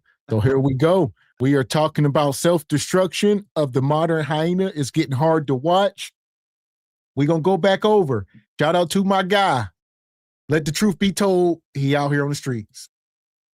He got a twofer also. Everybody know me. Okay, well, what's your name, mama? My name's Shelly. Okay, and what's your name, daughter? Tay. Telly and Shay. How old are you, Miss Shelly? I'm 37. 21. Okay, well, how you feel about these females of today?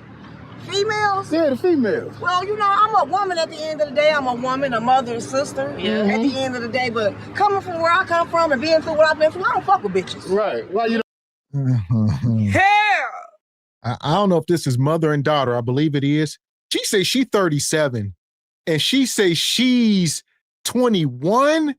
Ain't no way. Look at these women. Just say no. What did Reagan's wife say? Just say no.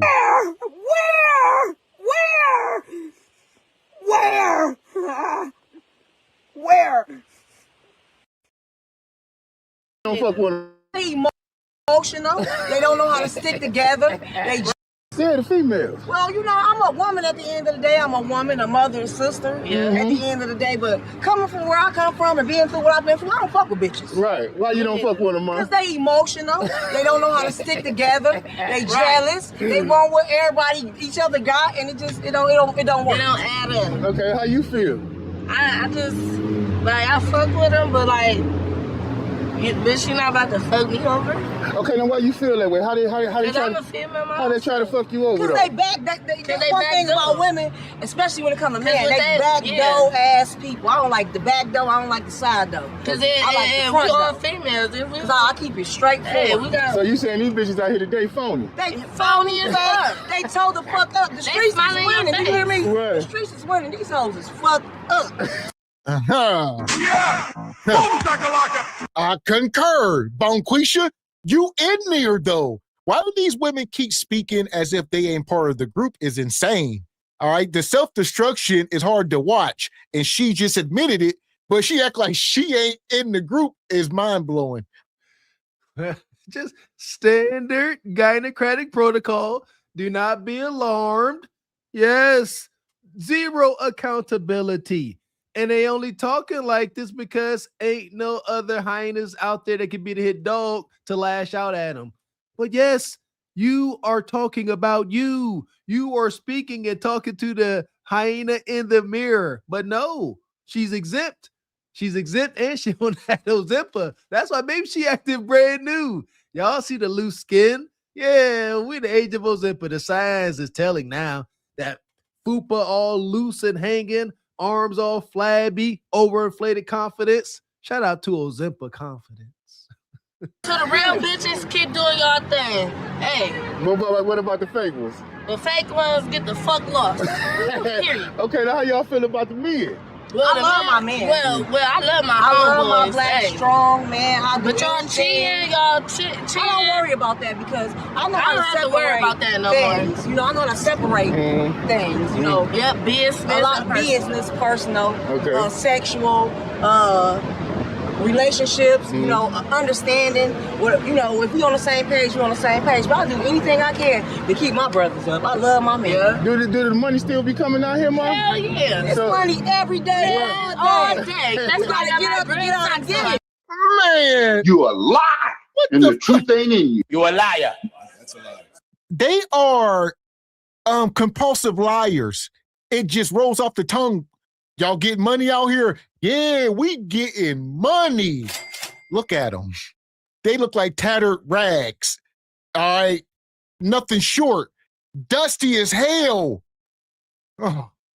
I'm starting to accept it. It's just too many dots to connect. That $40 is considered money. They get $40. That's going to take them through the night, through the evening. Liquor store, check. Sack of Reggie, check. Whose house we at tonight? Check. Get somebody to buy some wings, some french fries to soak up the liquor. Check. That's a night. They live day by day, evening by evening, vibe by vibe. I gets it now. I understands it now. Yeah. So that's y'all out here, y'all get to that bread? All right then. So is the money coming? Like I talk to somebody else, they talking about it's $40, 20, half a half. No, it's these panhandlers. No, see, it's all about you. Right. It's all about you and how you come up and how you. I feel like all money is attracted to me. Right. Yeah. The universe. You're a red bone, man. The universe moves out my way. You've been doing you for a minute. Yes. So you know how to do you. Yes. What about Y'all didn't answer the question. We need answers. He said, I hear it's going for $40. They said, well, it depends. A whole bunch of damn hoopla and what they call it when people do that. I put filibustering and all that bull job. A whole bunch of nothing. What's the cost of that Kudakata? Hyena hogwash. He definitely said 40. They act like he didn't hear it. Circle back to it, brother. Salute to the brother out here in the streets where the work is real. Circle back to that. Get some answers. Is it 40? What can 40 give you? We doing journalism. It's for data. Huh? What can 40 get me? I'm listening. You know, I know I've been out here since I was young, 14. Right. So Yeah. You know the ins and outs. So the age ain't nothing but a number. Age ain't but a number. What R. Kelly said, I'm good fuck. And I love my older people. That's where I get my knowledge from. I hang around them. I can't be around no kids. So the men come at you better than the women, even though you is a woman. No, both of them. They both be on some fuck shit? Oh, this is a young DeBraka. We have heard this story many times. Shit, I've been doing this. I moved out my mama's house when I was 15 years old. Started dancing in the goddamn strip club. I'm about to sold more pussy and goddamn the ocean got fish. The hell is you talking about? I know that real. I know that's real. I done sold more Kudakata than the ocean got fish. I done been doing, my mama kicked me out at 15. We done heard these stories so many damn times from coast to coast, from north to south, from hood to hood. It's devastating. Getting harder and harder. DeBraka said 15 asterisk. She said 14. She said, I've been doing this since I was 14. Dare I freaking say a 14-year-old little girl don't know nothing about nothing, especially in this environment, primarily in this environment. Then she gonna say age ain't nothing but a number. It's more than a freaking number, especially with the context you are giving. Golly. And I mean, that was you singing a song that was by R. Kelly and Aaliyah. Y'all know the context of it. So our community, man, we really need that. Just you putting egregiousness on top of egregiousness. All right. And what y'all serving that up and calling it what? It's all got to come crashing down, ladies and gentlemen. Nugs and bonquishas. That's what we mean when we say it's over, it's food bar. At some point, this got to come to a head. It's all got to come crashing down. I mean, but sometimes both of them be on bullshit. Sometimes they don't. Give me some example about the men. What kind of bullshit the men be on? They don't want to pay at the end of the day. They be so stingy. They not money. What get me? Some of them not money motivated. Right. Yeah, they be money hungry. I don't judge nobody. Okay, what you mean by money motivated? Money motivated. I they want to gonna see get you out win. and get it. Right. You know what I'm saying? Right. They gonna win. I don't care if you down, trying to come up, if you up, trying to stay up. However it go, as long as you keep it together and keep it moving. Right. You know my brother, they keep it moving. Right. And break bread. So what you would do for a man that do that though? Anything, whatever I have to do. You say to stay with him, huh? Yeah. Because that's a winner, huh? Yes, so sir. you know what a king look like? Yes, sir. Oh, okay. How about yourself, Chocolate? Well, you a lie, and the truth ain't in you. Yeah, before she start lying, let's get her in her life. This woman, she know what a king look like. You a liar. That's a lie. How? You know what a crack rock look like. You know what many things look like. All right, but you don't know what a king is. Okay. I agree with that. She most likely don't identify a real man, the king, whatever term you want to put on it. But she does know how to spot what she's been dealing with all her life. Just rambunctious, overzealous, most insidious nug. So with her knowledge now, Mr. X, she can kind of at least filter them out. And she's so worn out. She has been rolled hard and put away wet so many times. Now she's at that point. She 1 year away from the front pew at the church. That's what this is. She like, I know how to be good to a man. Now I can honor you now Now that she got all these traumatic tattoos and all of this traumatic past, now she can identify you and treat you right. Now she can. Yeah, she got a damn $100 bill tatted on her damn forearm. That thing all ripped and it's counterfeit. Let me hold it up to the light. Get that bull job out of here. Yeah. Man, no. That was part of her journey. But now that's a story to tell. Like Maui off of Mulan, that's part of her journey through life. Now, Mr. X, she's seasoned. Now she knows how to treat you. All right? It's good. I don't do that. So. Oh, okay. So you're in a relationship with the other side. Okay, what made you curious to go that way? Did a man hurt your heart? Yeah. And that's what made you want to go, because you can dominate the woman, you can't dominate his ass? No, I was, but it just sucky shit, putting the hands on a woman. Yeah, okay. In front of my child, so it's like I couldn't fuck with that. Right. So it's like, been kind of traumatized, don't want to go back into that. Yeah, and I had to fight you off of me. Yeah. Yeah. I'd rather fight with a bitch and we pulling hair and making up. Okay, well, I want to ask Mama this question. Mama, not trying to cut you off. Mama, why you not married? What's stopping you from finding your right one? I'm gonna keep it real with you. You got the long, pretty hair and everything. I was in a relationship for 17 years. Okay. Same relationship, same person, faithful, loyal. It didn't work out. Some things work that way. It be a season. Sometimes people got a season in your life. Yeah, but it don't knock me down. No, it built you up because you learned from it. I'm gonna get married one day. Right. Because I'm a loyal woman. I know how to be a woman. Mm-hmm. You know, I know how to take care of my man. You a lie, and the truth ain't in you. Look how she looking at her. Like, if you don't shut your lying ass up. Anyways, she 21 years old. She says she got a kid. All right. She been in abusive relationships, but now she like women. Now she like Kudakata. She said, I would rather fight with a woman than a man. That's her logic. She said, man, two women, we can fight and just, but a man, she said, I'm tired of fighting ninjas. And then this woman, I can be a wife. You know, I'm ready. She was with a man 17 years, even though she only 37. What are you talking about? Hey, forever. That was it. That was her. That sound like her first and final hurrah. Ain't no way she younger than us. Ain't no.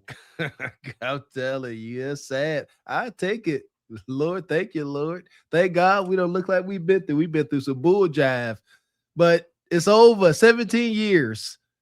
You done. That was it. Oh, we was together 17 years, not married.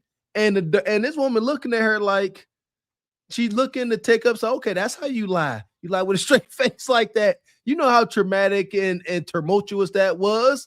And the dark-skinned sister over here with the black coat, yeah, I guess she ain't with dudes. Nug ruined her. And we acknowledge that why a lot of sisters jumped the fence and only one to scissor and dying timbers. Yeah, she said Nug was beating on her. She got to fight him off. Women, that is not a normal part of a relationship. You don't ever have to even remotely go through anything like that. There should be no type of unsavory touching. I done told y'all, take it how you want. All that play, fighting, and always being sarcastic, being passive aggressive. Eventually that could lead to not so pleasant fighting. So be careful with that stuff. Nug is notorious for that. And Bonquisha. Mutual at best. There you go. And Brother Sean says, been a member 17 months. Can we start calling these types malefactors? We gotta bring it back. Yes, sir, we shall. He says, still watching and supporting y'all replay game. Appreciate you, brother. And shout out to Tavar. He says, got down on it. As long as you wear that raincoat. Go. I see you, brother. Safety first. Be careful, man. These is real live streetwalkers. Get married one day whenever God bring him along. Right. But I ain't rushing it. I ain't pressing it. Right. Hell! I mean, damn. We can't even let it go. She gonna get married one day whenever God brings him along. God ain't that cruel. Or is he? No, he's not. He's not cruel at all. He's just, and that's why she's just alone. She made her big. It might be Satan. He might get sent by Beelzebub or somebody. That's a thing. Yeah, we telling y'all, the devil don't show up with horns and a sharp pointy tail. He show up as what you desire. So what's coming down the pike for her? Some established nug she deemed to be, some guy. I don't know what lies he gonna tell her, but it's gonna be evil. It's gonna end in trauma, probably bloodshed. Oh, I wish it wasn't true, but she's still talking about marriage. Ain't no limits to the madness that's gonna take place.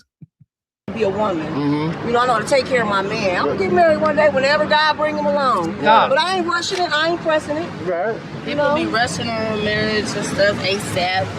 No, please get to know each other. Yeah, make sure it's the right person. Like on the movies and stuff, they be ASAP and then somebody die or something missing or something. Somebody be in control. No, do a friend checkup. Is the relationship different with the woman than it is with the man? Yeah. Could you explain? Because men we don't have a clue. Because we females, we get what we all got body parts the same. So you understand her because you understand you. Yeah. But the thing of him being different, that's what you don't understand. Yeah. And the way he keep coming at you. So most of the hardship you had with men, they let you down. Yeah. And she came in and Listen, shout out to this brother. One thing I've learned about him, he will get to just start talking and answering questions for them. They can't string together a sentence or articulate themselves on how they feel. He'll be sitting there like, yeah, you like this, you like that. They be like, yeah, so it's this and that. Yeah. They just agree and they don't know what the hell he be saying half the time. That's that like social awkwardness, right? Just agreeing with folks. I hate that yes men. That used to be one of my tests. If I met like somebody new, a brother somewhere, and we got to talking, chopping it up, I would say stuff to see if you just agree with me. If you agree with everything I say, we can't be cool. I don't need no damn yes, man. Hey, absolutely not. I'm like, yeah, man. So yeah, I think aliens, I think oil comes from alien poop. I think you might be right. Man, you can't think for yourself. Get out of my face.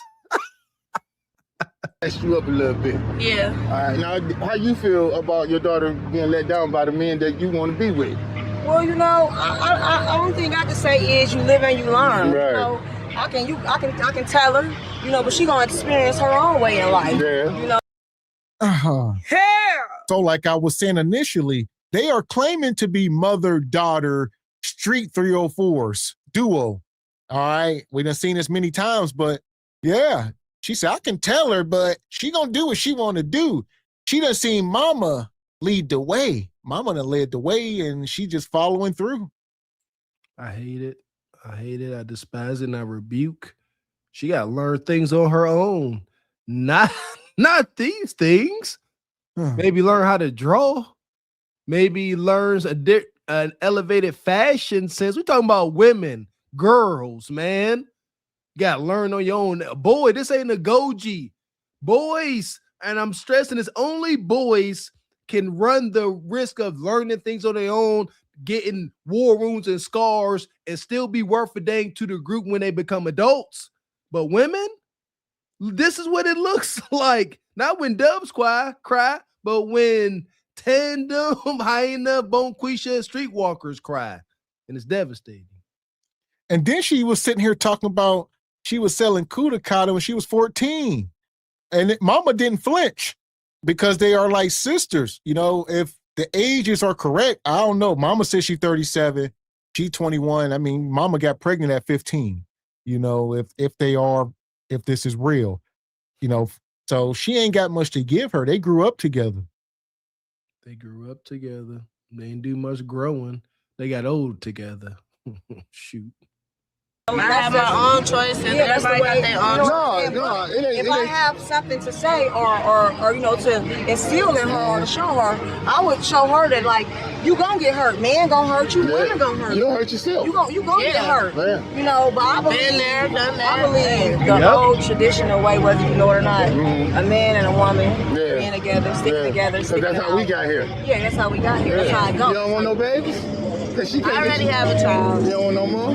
now. Not right now? Not right now. Okay. I ain't never, because that wasn't too bad. Would you ever give a man another chance? Because you got that probably chocolate, you cute and everything, you ain't gonna never give him another chance? Nah, Every last one of us ain't gonna fail you, Ma. Nah. Just they did. She's still young. She might. Yeah, I hope so. But I don't think so. I don't You just done cut us off? Yeah. Damn. Y'all homeboys. We just only be best friends, huh? Yeah. Because you done got addicted to penis juice, and now truth knocking you smooth across your damn forehead. Yeah, you out here hunching young. Woman is heavily traumatized. Y'all need to go seek therapy. Maybe y'all need to book a session with the good old Cheyenne Bryan or something. Yeah. Hell, go sit down. Tell this licensed doctor about your feelings. So she can give you some of that feel-good serum. It's okay. I could imagine what Cheyenne Bryan to say to her. She ain't got nothing to say to this. Yeah, she can't. This too dark for her. She like to be up there in the more highfalutin, crowd. This is way too deep in the trenches. Post sister, definitely feel for her.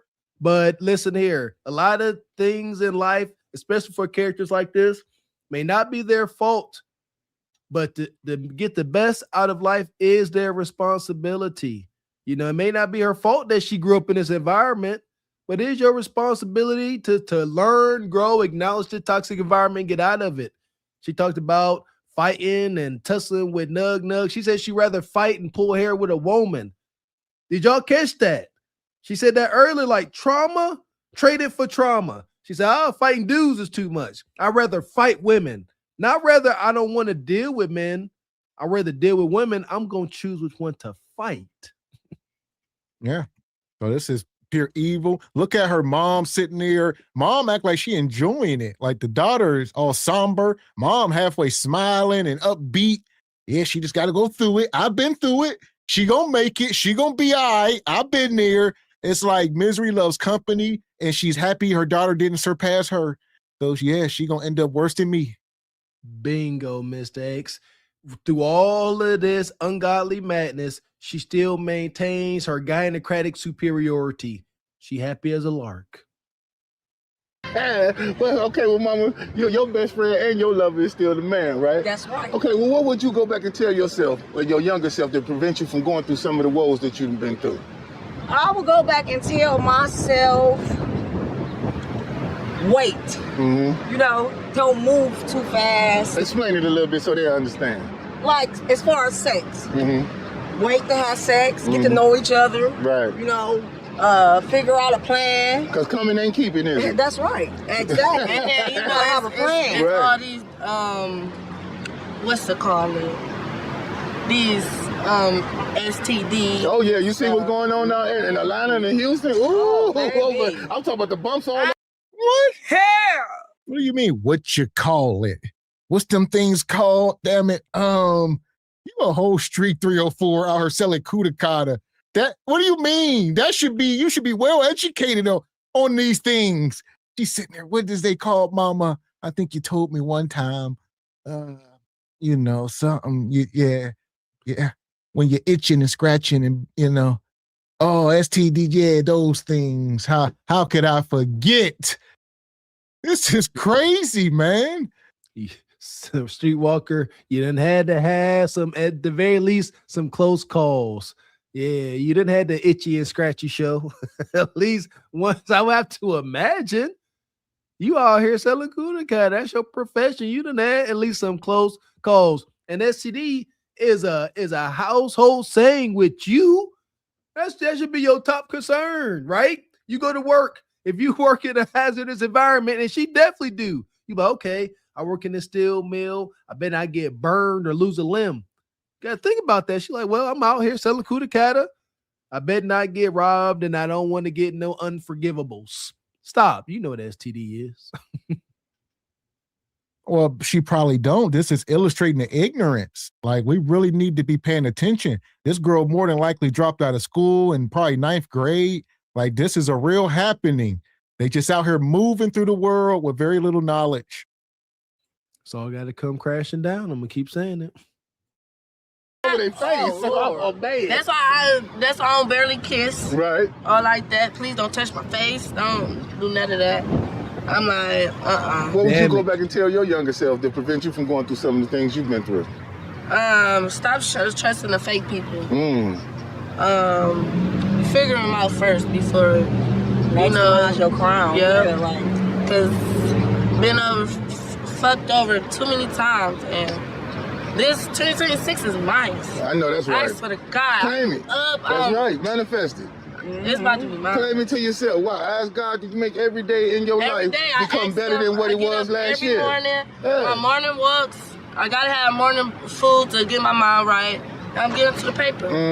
I'm not playing no more. They're playing me. I'm like, hell.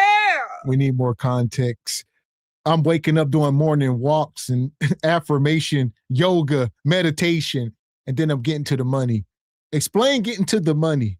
She's going out here staying on the corner selling kudakata after doing meditation and morning walks. And what? I don't believe you. I think you waking up, you eating a bowl of cereal, probably smoking a cigarette, and you having a beer, your favorite, joint, something. Like, come on, who you playing with? I done seen that combo. Put a one in the chat if y'all seen somebody indulge in that combo of, as she called it, morning food. She said morning food, not breakfast. She said, I got to have my morning food. Listen to me. As Mr. X said, maybe she don't know what STD is. Compound words. We losing it. The babies don't know how to write in cursive. Compound words are falling out of existence. Breakfast. She said morning food.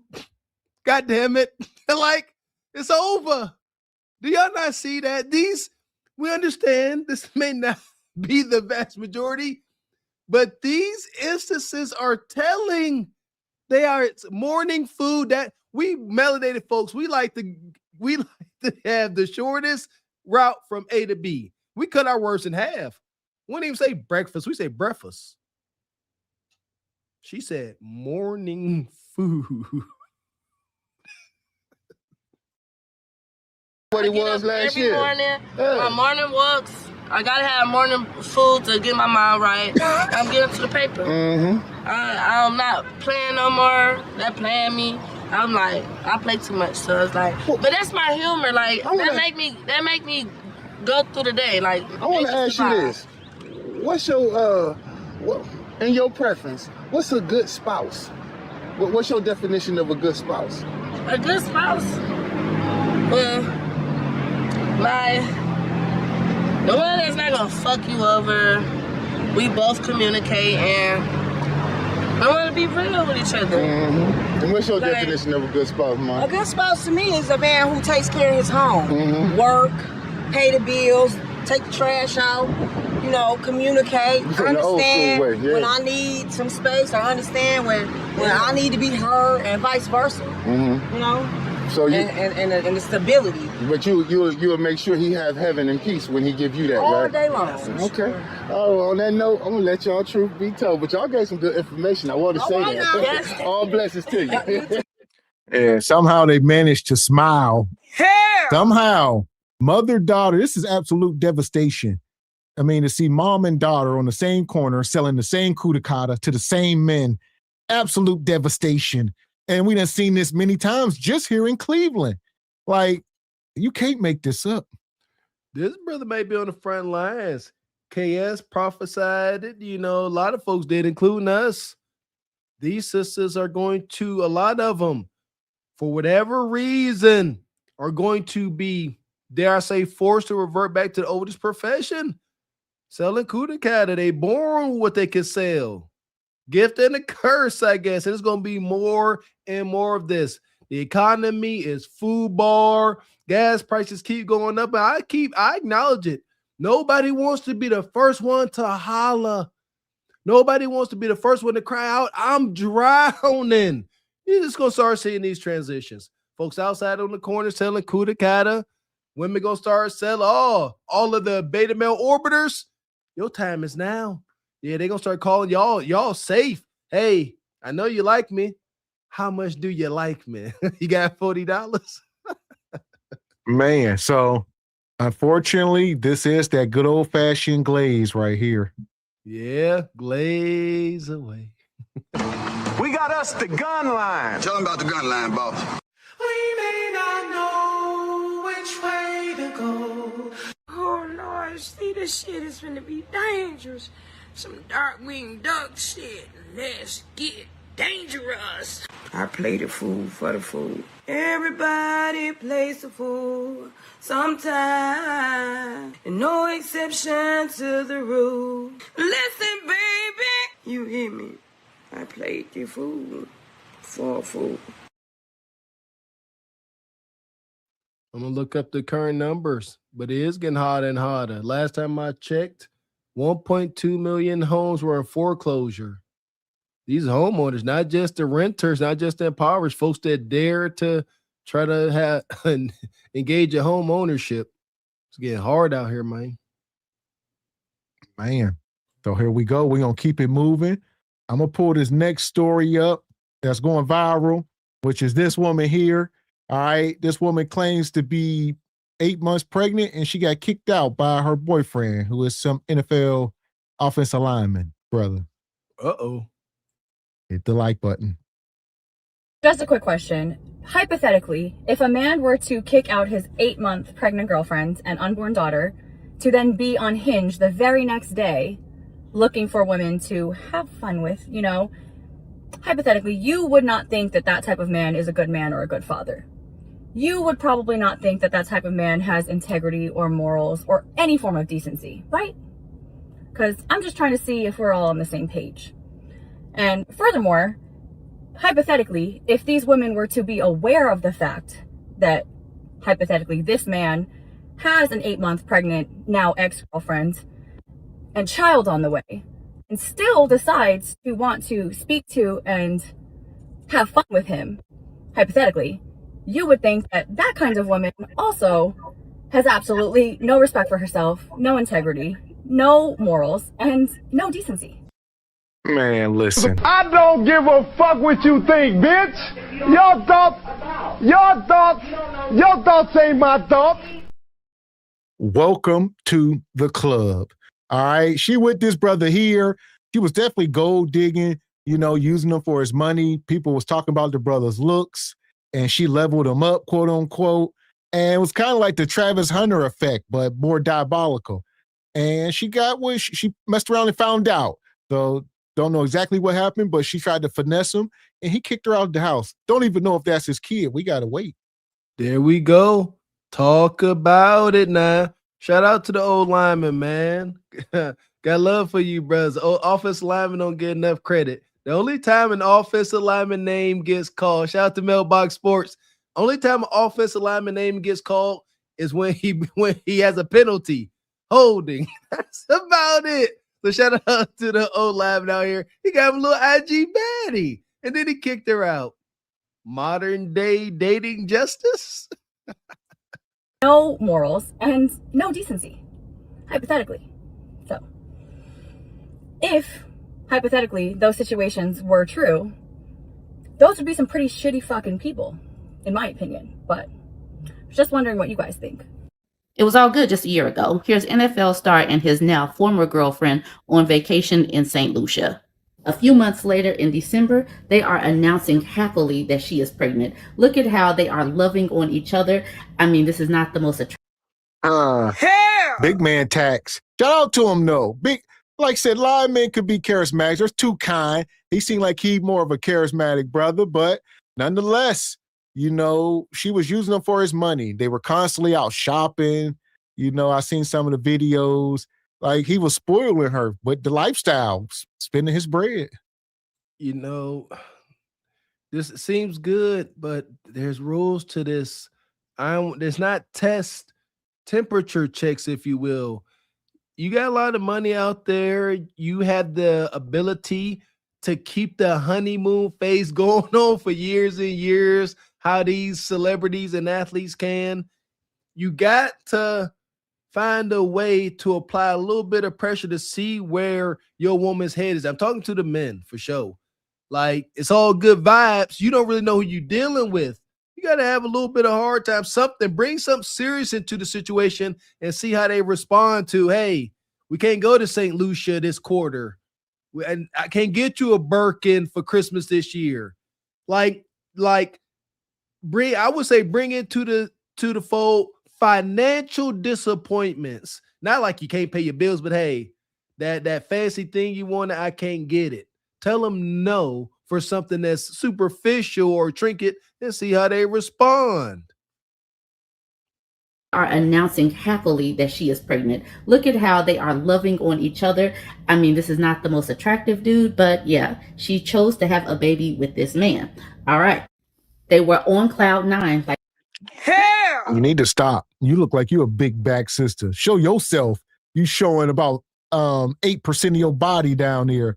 You know what I'm saying? He ain't the most attractive dude, but I mean, he an NFL lineman. So he ain't even blowed out. Like these ain't the linemen of yesteryear. This ain't the 80s no more. These dudes ain't out there, 6 foot, 350. This dude like 6'7", 320, more lean. And like I said, they've been getting girls, especially in college. They get women. It might be more Becky or whatever the case, but nonetheless, he in the league now, and she's seen that big money. He a big money offensive lineman, so no matter what you talking about looks, this dude probably making 20, 30 million a year. Stop. Yeah, mind your business. You tripping. I didn't say that. There is a place for a big man. Double standard, fellas. And this is what I mean. He got a purpose for his weight, and he ain't nowhere near sloppy. He big. If he wasn't playing a sport, he'd probably be too big, but no. He need all that size dealing with them beasts out there. Don't disrespect his brother like that. Talking about his looks and his appearance. Y'all egregious, man. Y'all ain't, this an NFL offensive lineman. Y'all ain't impressed by nothing today. I mean, this is not the most attractive dude, but yeah, she chose to have a baby with this man. All right. They were on cloud nine, like it says up there. This is when they did the gender reveal that they are having a daughter. They are all smiles right here. Look at them just smiling all hard with their little tiara for their impending bundle. Now she's doing a maternity shoot. This is gorgeous. She is an absolutely gorgeous pregnant woman. You could tell she is excited about her baby girl. Now here she is on TikTok. Of course, I mean, she's been documenting everything else and basically accusing him of cheating, saying he's on dating apps and saying he kicked her out while she's 8 months pregnant. I have no idea why these sports ballers even act like they're going to be monogamous. And since they can't be monogamous, why they won't practice some form of birth control. He knows what he... I love when people start assuming. Y'all don't know what goes on in these people's houses. Well, I love when these players lie to women and say they're going to be monogamous. Y'all doing this with Klay Thompson. These men ain't lying. These women are trying to put these dragons on a leash. And it has never been done throughout history. You can go back as far as you want. The king with the gold make the rules. And for whatever reason, these women, they want to try to control these men instead of just playing their part.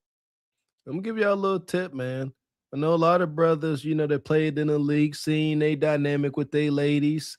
Sisters, you dealing with a guy like this that's a select guy, very select guy. I don't care how y'all say he look.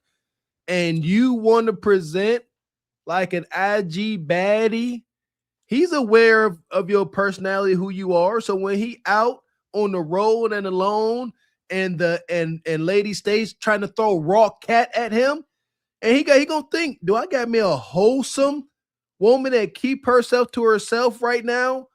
Or while I'm out, is she out with her ladies having mimosas, probably flirting with somebody? You know what? Monogamy ain't on the table. You gotta sell that, ladies. And if you're a modern IG, model-less type sister, you ain't selling monogamy. Just sorry, not sorry. And like you say, people are always pointing the finger at him. We don't know. Ain't no this brother is a black man. Nobody just kicking a woman out 8 months pregnant. All right. She did something he don't know. Maybe that ain't his kid. Maybe she's sleeping with one of his teammates. Because we learning that's becoming more of a thing, down the road. Look at Chris Webber and his teammate. They was playing Doug Christie and they found out, oh, she was sleeping with your teammate. It happens more than we think. Look at Mike Vrabel right now, sleeping around, that coach for the Patriots. This kind of stuff happens. So she could be around. That could be one of the little wide receivers or one of the cornerbacks. Done been smashing her the whole time. Y'all been out doing double dates and hanging out, and then just coming over the house for barbecue and playing the games, and you don't know. Y'all women cruel. I seen it happen at the collegiate level. You have quarterback, you have players lose their whole scholarship over stuff like this. Man, starting linebacker find out, the starting wide receiver knocking this lady down. Just sadness and depression. He looks so happy, obviously. But anybody can look happy in a video. But why do these sports ballers keep doing this? And they choose women. They make it like black women are the issue and blah blah blah, but they still go and do the exact same thing to women all over the place. There is nothing of integrity about these sports ballers with no D discipline. Do you think this woman is going to be dragged up and down and all around social media like Meg Thee Stallion? Meg Thee Stallion was cheated on as well, and she got dragged and her reputation besmirched because of Klay Thompson. Will this woman face the same type of vitriol and blowback and mockery? Probably not. I just truly think it's time that people stop blaming women for the partners they choose and start blaming the partners for pretending to be something that they're not. Fuck is you talking about? Fuck is you talking about? So this is her. This the pregnant woman back. Yeah, blame the men. Don't blame us. Woman, stop. If that dude was working at UPS, you would not look his way. All right, but he in the NFL making millions, and you was trying to milk him. These women is wow. The sister said Klay Thompson and folks on the internet besmirched Megan Thee Stallion's reputation. Besmirch means to damage or tarnish the reputation, character, or honor of someone. I need somebody to tell me by her own merit, actions, and everything, what freaking honor does a character like Meg Thee Stallion have to besmirch? Y'all need to relax. Y'all really need to freaking relax. Honor, integrity, these things mean something. It ain't something you can just throw at it through your phone and it ain't gonna stick. It's gonna slide off of them. It does not apply. Stop blaming women for the partners they choose and start blaming the partners for pretending to be something that they're not. I am so used to people's judgments and opinions and whatever they want to say about what I share on the internet. But what I've realized is that there are so many people quick to say, well, what did you do in the situation? Or you knew what you were getting yourself into, or you know who you picked. And that's not true. No woman ever knowingly goes into a situation thinking this person's going to hurt me, this person's going to lie to me, this person is going to turn out to be a completely different person than the one he's showing me. I think it's really sick that people put Fuck is you talking about? You know why? Because y'all go in with exit plans and exit strategies, and y'all got a whole bank account set up ready to leave, and y'all never anticipate the day a ninja leave you or kick you the hell out the house. Now you sitting here all befuddled. She's sitting there like, oh, these men ain't ish. No, because y'all want to strike first like a snake in the grass, a poisonous snake. They want to strike you first. If you see them, then they're like, oh, you caught me. Exactly. But since we are not in position to prove that point, Mr. X, they will never acknowledge it. Y'all are wicked. Back to morality and honor. Something I teach my kids, especially my oldest son. I tell them, I say, how you handle yourself, you know, how you carry yourself, I forget how I say it, but what people can't prove, acknowledging things, acknowledging that you messed up and people can't prove it, that shows your character. So many folks, I think this is rampant. If you can't prove it, I won't acknowledge it. That's how folks tend to go about things. Yeah, prove it. Until you back me into a corner, I'm going to deny it. That's of the devil. Have some morality, have some character, have a standard, and like, you know what? I ain't gonna make you back me into this corner. You're right. I messed up, or I didn't do that, whatever the case may be. But hyenas, you could be 100% right, Mr. X. but you can't prove it. So you're wrong. The blame on women for truly just believing in and trusting the man that they fell in love with. That's just something that I continue to see, and truly it hurts to see the way that women are consistently invalidated and blamed for somebody else's actions. And at the end of the day, having a kind heart or having love for somebody and hope in your heart and just being truly hopeful that the person that they're showing you is truly who they are should not be something that is then held against you at the end when they completely take their mask off and are an entirely different person than the one that you fell in love with. But that's all I really want to say. Yeah. Whew, now this one is pretty messy. Yeah, look at Bonquisha. But nonetheless, as y'all see, you know, they were not married. That was just his girlfriend. Nonetheless, he gonna be on the hook for some type of child support. I heard that she trying to run him through the ringer right now. All right, she trying to, get the money now. She, I guess she got a lawyer. They trying to do financial reports, see how much bread he making, and she got all the data. She know where the bodies is at. She was in the house with him. So she like, all right, you see, she ain't worried. She just trying to drop the kid, establish paternity, and cut the check. Over. I could just hear that conversation with her attorney now. She's like, hey, yeah, I'm I don't know what her nationality is. I'm a woman pregnant by an NFL player and kick me out. That attorney said, come on and get yourself some cool to drink. This is too easy. Like you said, as soon as she established paternity, yeah, the writing's on the wall. That monthly check cometh. Shout out to y'all talking about the Iceman cometh. Yeah, that monthly check cometh. Yeah. Whew, now this one is pretty messy. Hey guys, it's your girl Trey Hay, and I came across this story not knowing everything that happened. I actually follow her. She goes by Liz Okada, but her name's Alyssa, and she's dating this Eagles backup player Fred Johnson. So I follow her because I thought they were super cute. She recently found out she was pregnant, and I just really enjoyed her content. Well, she's now claiming that Fred Johnson allegedly kicked her out 8 months pregnant and has been on the internet allegedly just wilding out and looking for women.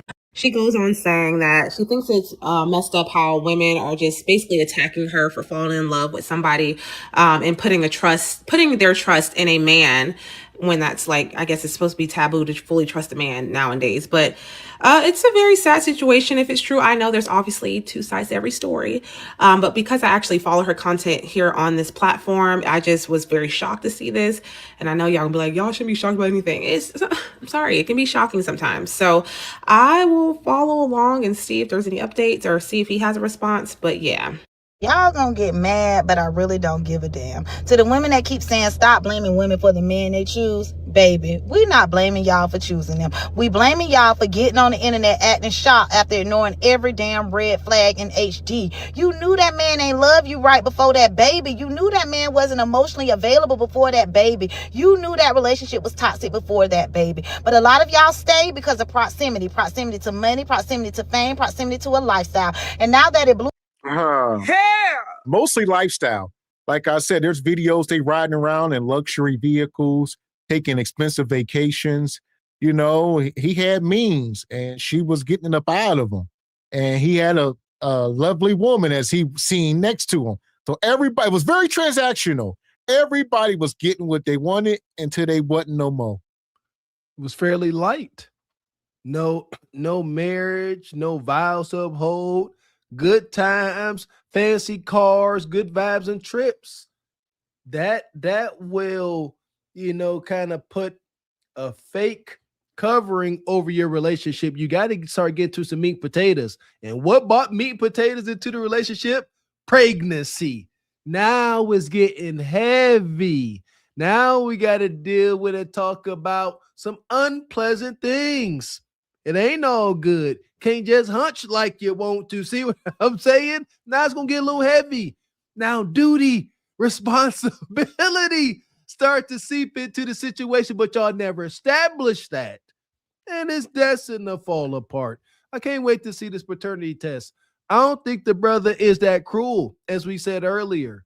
Something has transpired, But the internet, today's modern culture, they love to jump on the bandwagon that black man bad and evil and fair-skinned woman good. So we'll see how it turns out, though. But I'm on his brother's side for now.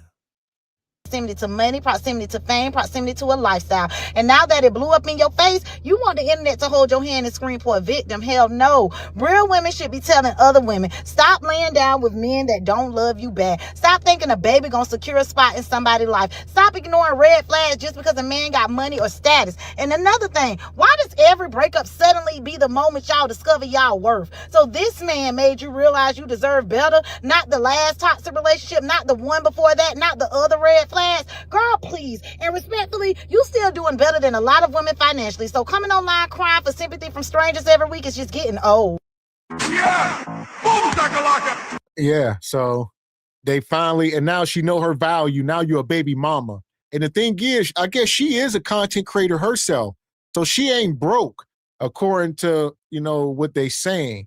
She might be a 6-figure earner or whatever, making $1 million, whatever she making. Don't know exactly, but I guess since she been with him, she been blowing up on social media through his lifestyle. So she been sort of leveraging everything, leveraging the trips, leveraging the expensive restaurants and all the things, the lifestyle. So she leveraged all of it. Now she making money. I ain't mad at it. Seemed like it was pretty cool, man. This seemed like it's pretty good. I'm sorry, listen here. Also, offensive linemen, they are the more wholesome of the group. Because big man tax, they're not really ever really considered superstars. I dare some of y'all name one offensive lineman out there. Y'all know no offensive lineman. So they more humble guys from my experience. I truly believe she has wronged this brother. He got reason to believe that baby ain't his. I want to say that's the number one. To kick her pregnant self out, you can deal with the other disputes, but the fact that I think another man was jamming his meat in you got to get out my face. Man. So right now she homeless, but I think Leon got a space for her. Always. This right here will get me some pussy tonight. But I don't want it. Not for this. Not with this. Fuck that. I don't want no pussy with this. This right here is paper. You want to? That's my rent. Hold on. Yeah, Ninja. Yeah, I was about to say tear it in little pieces. Yeah, set it on fire. This right here. Do it. This right here. Do it. This right here. I hate to see that, man. I still got hope for relationships, dare I say. Man, that offensive lineman, that sister, that's look dope. She did something to that brother, man. I'm laying my hat on that. I'm his public pretender until otherwise. What you do to that big old brother? Man. So here we go, folks. Make sure y'all hitting the like button if you just came in. Hit that like button. Subscribe. Don't front, cash out. Support the show. Super chat. Let it flow.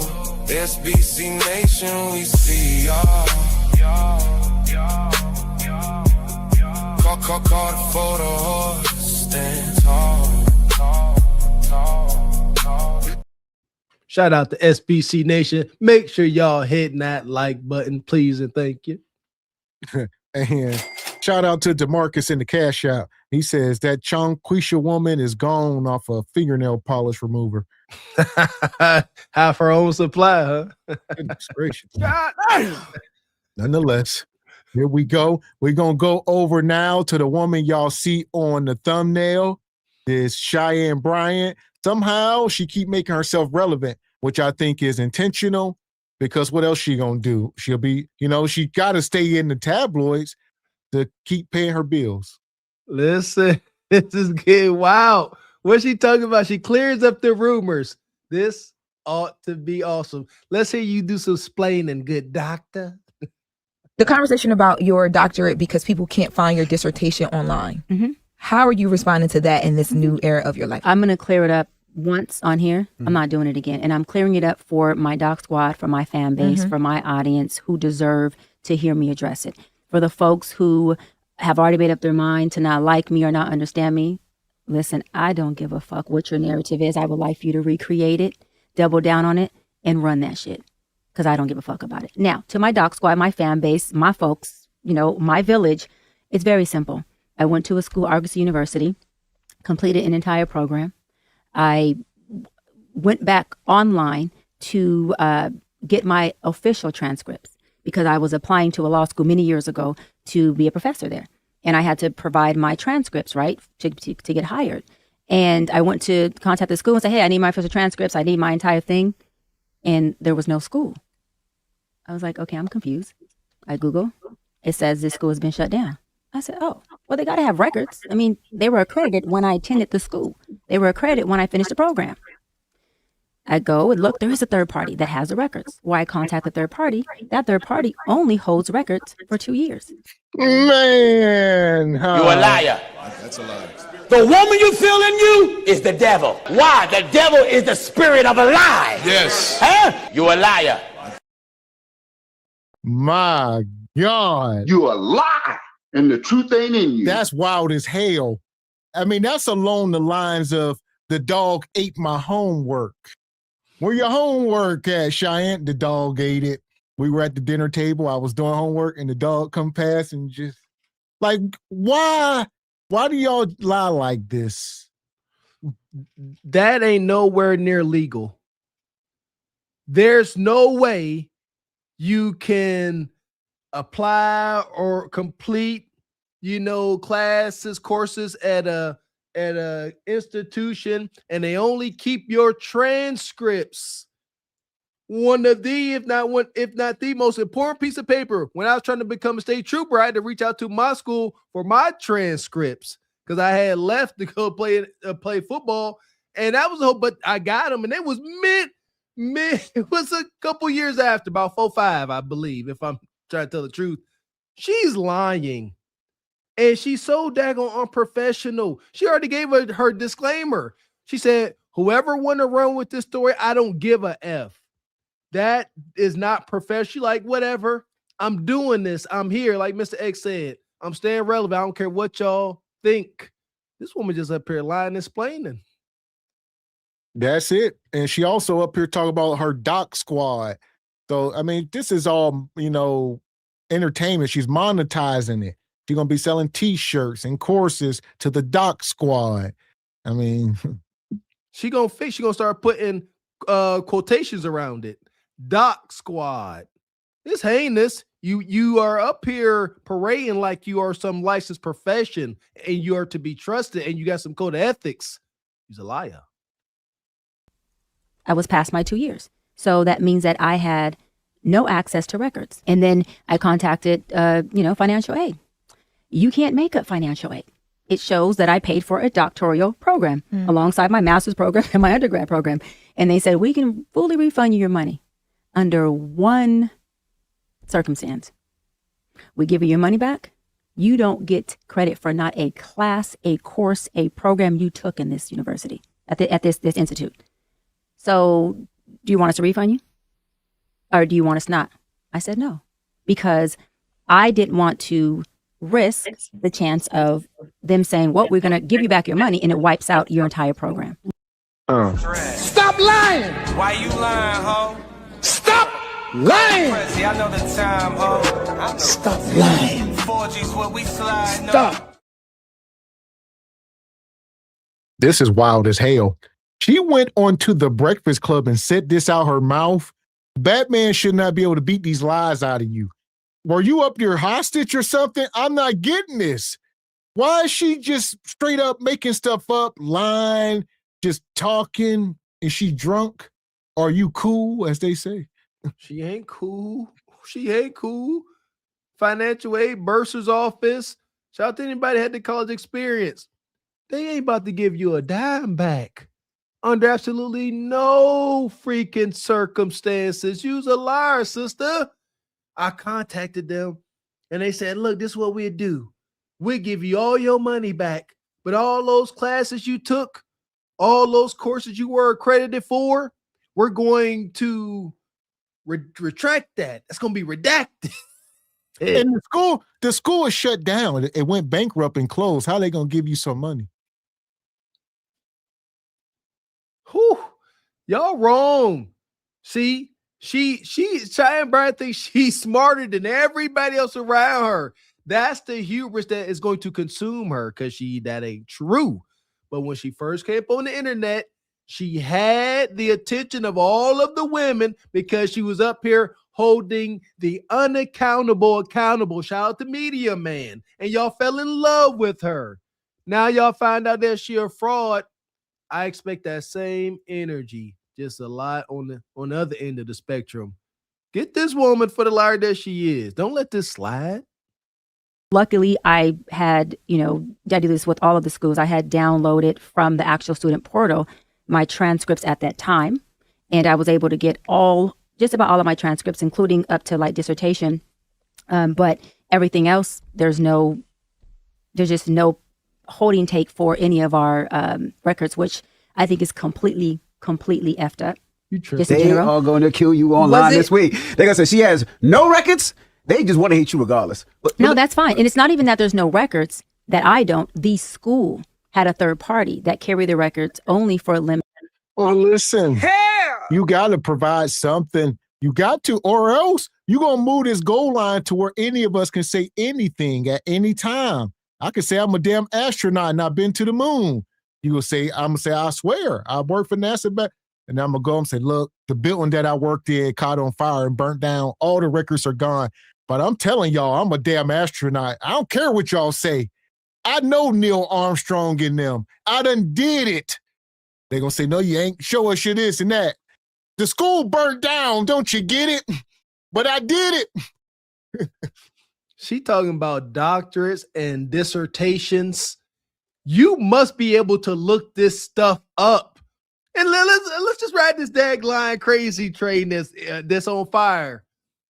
If it's true, let's say all this is true about this university that you went to.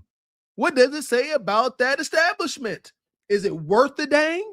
Is it really, really credible? You see, that's if we ride this line crazy train. Okay, all that is true. Now, what does that say about the school? Were your classes really worth a dang? If they handle, your dissertation and your transcripts in this manner? See what I'm saying? Neither way, lie or truth, it don't sound good. Man. Well, we don't believe you. You need more people.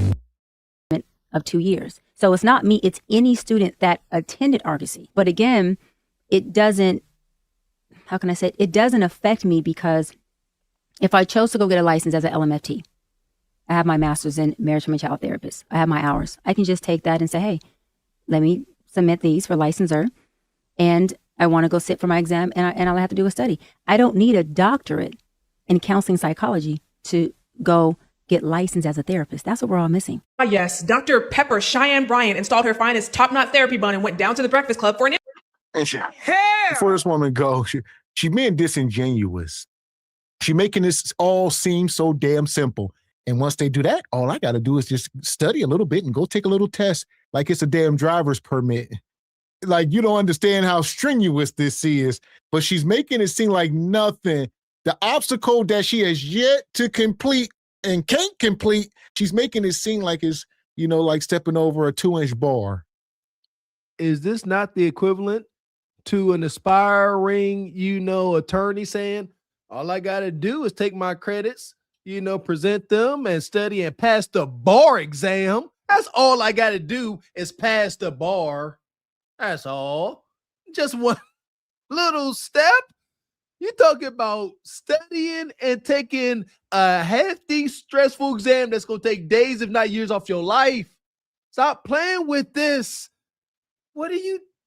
Again, I done told y'all from the beginning, I know I can see these folks. She thinks she's smarter than everybody else.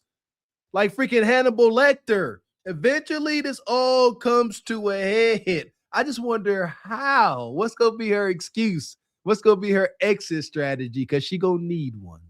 Man. And Nice says, pure absurdity. Stop lying, crazy. Talk to him, Niecy. And Stephen James, Mr. Walker's transcripts say red fish, blue fish. One fish, two fish. It just might, Ninja. I'm missing. Yes, Dr. Pepper Cheyenne Bryant installed her finest top-knot therapy bun and went down to the Breakfast Club for an interview. I don't need a doctorate in counseling psychology to go get licensed as a therapist. That's what we're all missing. Oh, I get it. She's a doctor, kind of like... You know what I mean? But when I found out about this, I wanted to know more. Has she been lying about her credentials? Because from what she says, it sounds like she went to Argosy University. I went to a school, Argosy University. I Google.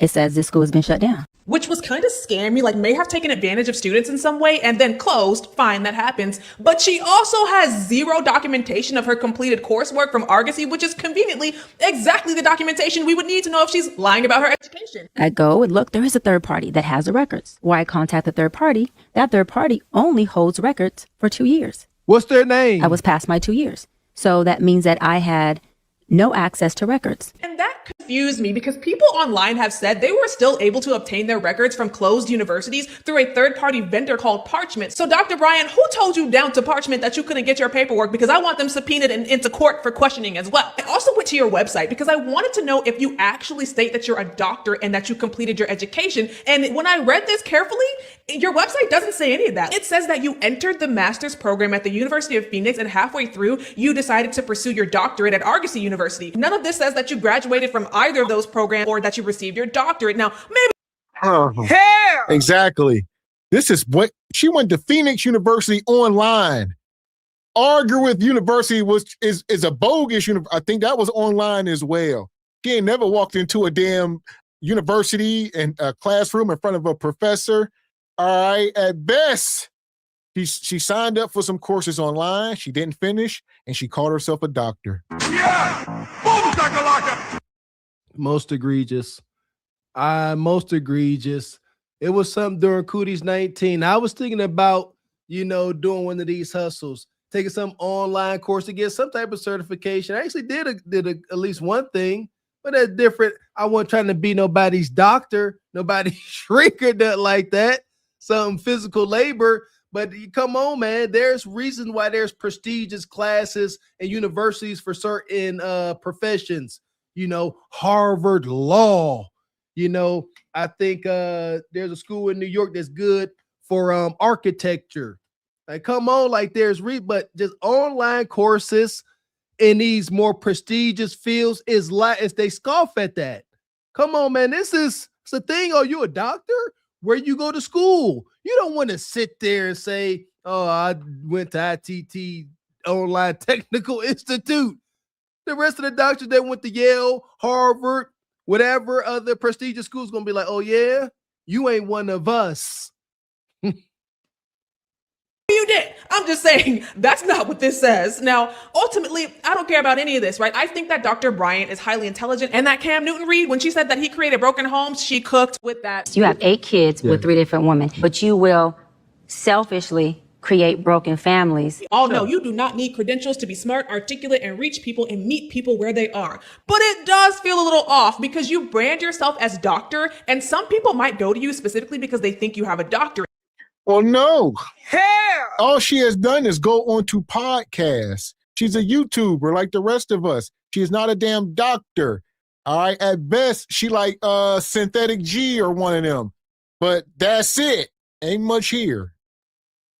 So naturally, people are going to ask, well, where's the doctorate in question? Okay, what's the dissertation? What is that about? And in my research for this video, what really stuck with me through all of this is this interview. I no longer practice under a license. So I make much more money.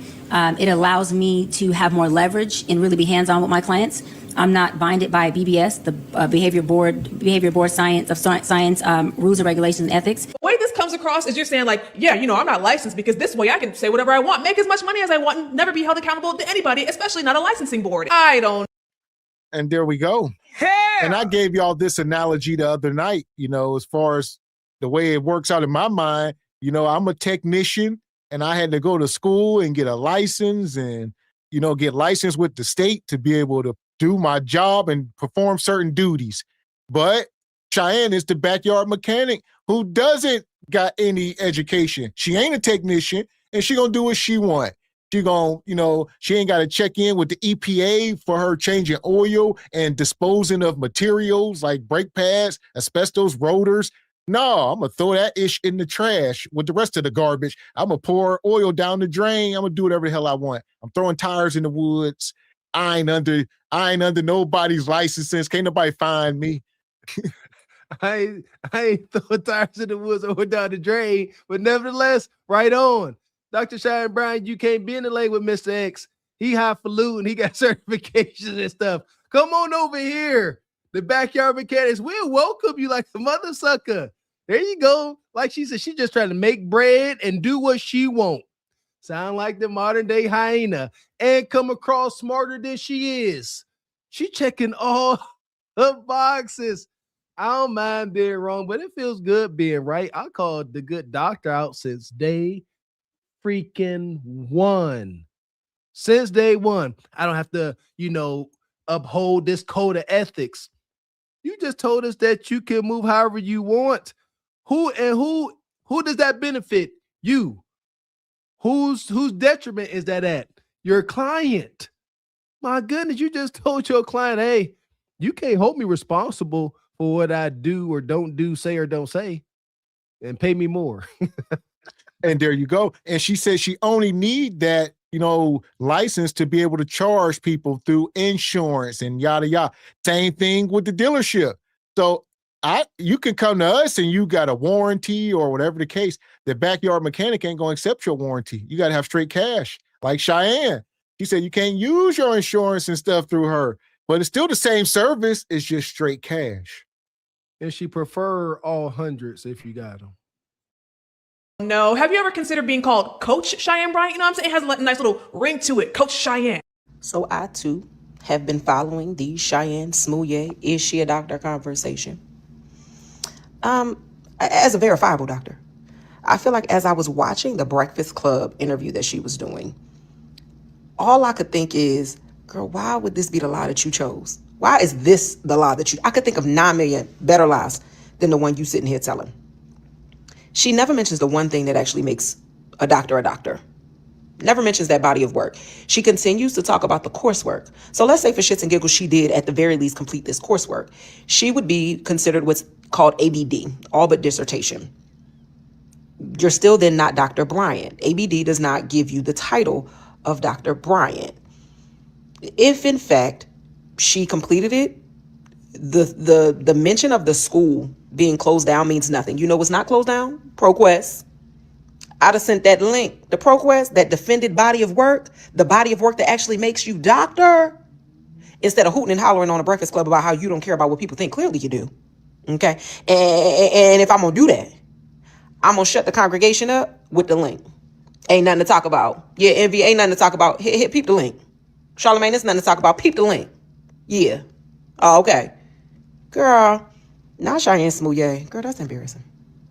Okay, firstly. All right. Before she go. And I guess she cooked a little bit. He clocked her tea. But, I mean, anybody can clock Cheyenne. Even the kids, the babies right now, they got leverage on her. Anybody can clown her. She done did this to herself, though. And look at the company she was keeping.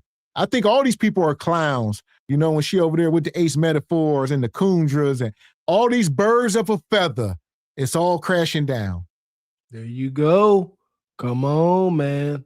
Like, there has to be something folks can look up. Do you know the only thing Cheyenne Bryant claims folks can look up is her financial aid records? That don't mean nothing about nothing at all. That's not proving any type of certification, any type, nothing. This is wicked. I got to know her exit strategy. There has to be one. What's she gonna claim? Mentally unwell? You know what? Because this ain't no way. Ain't nobody making a narrative, sister. You wildin', Cheyenne Bryant. You wildin'. Yeah. Oh, okay. Girl, now Cheyenne Smouye. Girl, that's embarrassing. Okay, firstly. good morning or good afternoon, depending on whatever time you see this. We got some stuff to unpack. Lord. Now, apparently, and shout out to my homeboy, I just got off the phone with him regarding I guess I can't say doctor, Miss Cheyenne Bryant. Once again, on my side, we treat people with love and kindness, even if we don't agree. So this is not to dogpile on her. I promise you it's not. But y'all, I done seen some stuff on Threads, and it just, you try not to cackle, but it's just like, y'all, this makes no sense. Now, y'all, to provide context, Dr. Bryant, or I'm sorry, Coach Bryant was on the Breakfast Club, and she mentioned that when her university shut down, proof of her dissertation and doctoral degree all got wiped out. Now, the reason we keep having this conversation is because it just doesn't make sense. Now, coming from us, you know, I'm highly degreed myself. I hold a bachelor's in computer information systems and I hold a master's in information technology, and I'm currently in pursuit of my Juris Doctorate, JD. I've graduated a lot. And from my understanding, now granted, all my schools were accredited. Thank the Lord. Shout out to Georgia State. So, you know, most of my transcripts are on parchment. This is a transcript service, obviously, and if you apply to law school, you use a CAS reporting, they pull it, and you get a copy, all the things. And anybody I know who has graduated a doctoral program, there is no way you don't have a copy of your dissertation, because listen, the sisterhood is coming for her. The problem is Cheyenne, I don't think she was ever part of the sisterhood, just by default. I think if you're a black woman by default, they will accept you. But the moment there's blood in the water, this is what it looks like. So you was never truly a part of them. You always look down on them, almost like a kundra, kind of that same type of thing. And the moment it's over, they gonna come for you. Plain and simple, I agree. Yeah, she was up here just trying to, like I said earlier, hold the unaccountable men accountable. Cam Newton, the other brother, Nick Cannon. That's why they loved her, and they automatically assumed that she's part of the gynocracy. Not exactly, but she didn't fight that. She definitely was on board with being a part of that group, and good. And now you see how that group that turned on you. Because you're working almost 2 years on it. You got a copy on your jump drive, floppy disk. I still got copies of my master papers that I wrote for my master's program. There's no way you don't have a copy of something. But y'all, the amount of comments I've seen on Threads, if you want to, like, you try not to laugh. This man said she's legit. I was in a few of her classes and study groups. It was me, Dr. Bryant, Dr. Pepper, and Dr. Seuss.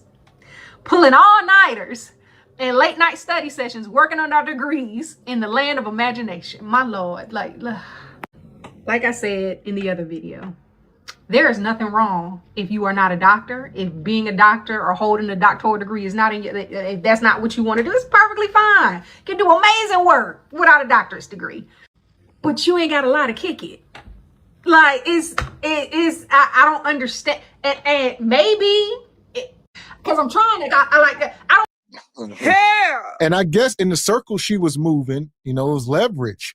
I mean, most people ain't gonna check folks when they start talking about degrees. I know I never checked nobody. I ain't never been around too many people so hotty-toddy though, that's walking around like I got a master's and a PhD, and you know, I don't know. I ain't gonna be there like, show me. I don't believe you. You know, I don't think that's the thing. But Cheyenne's setting a new standard though. We might have to start checking you ninjas. See that? She making it bad for everybody else that's trying to skim by, you know, with their online credentials. No hate, no shade. Do what you got to do as long as it's working for you. But Cheyenne Bryant, they come up here putting 2 on 10. She putting 2 on 100.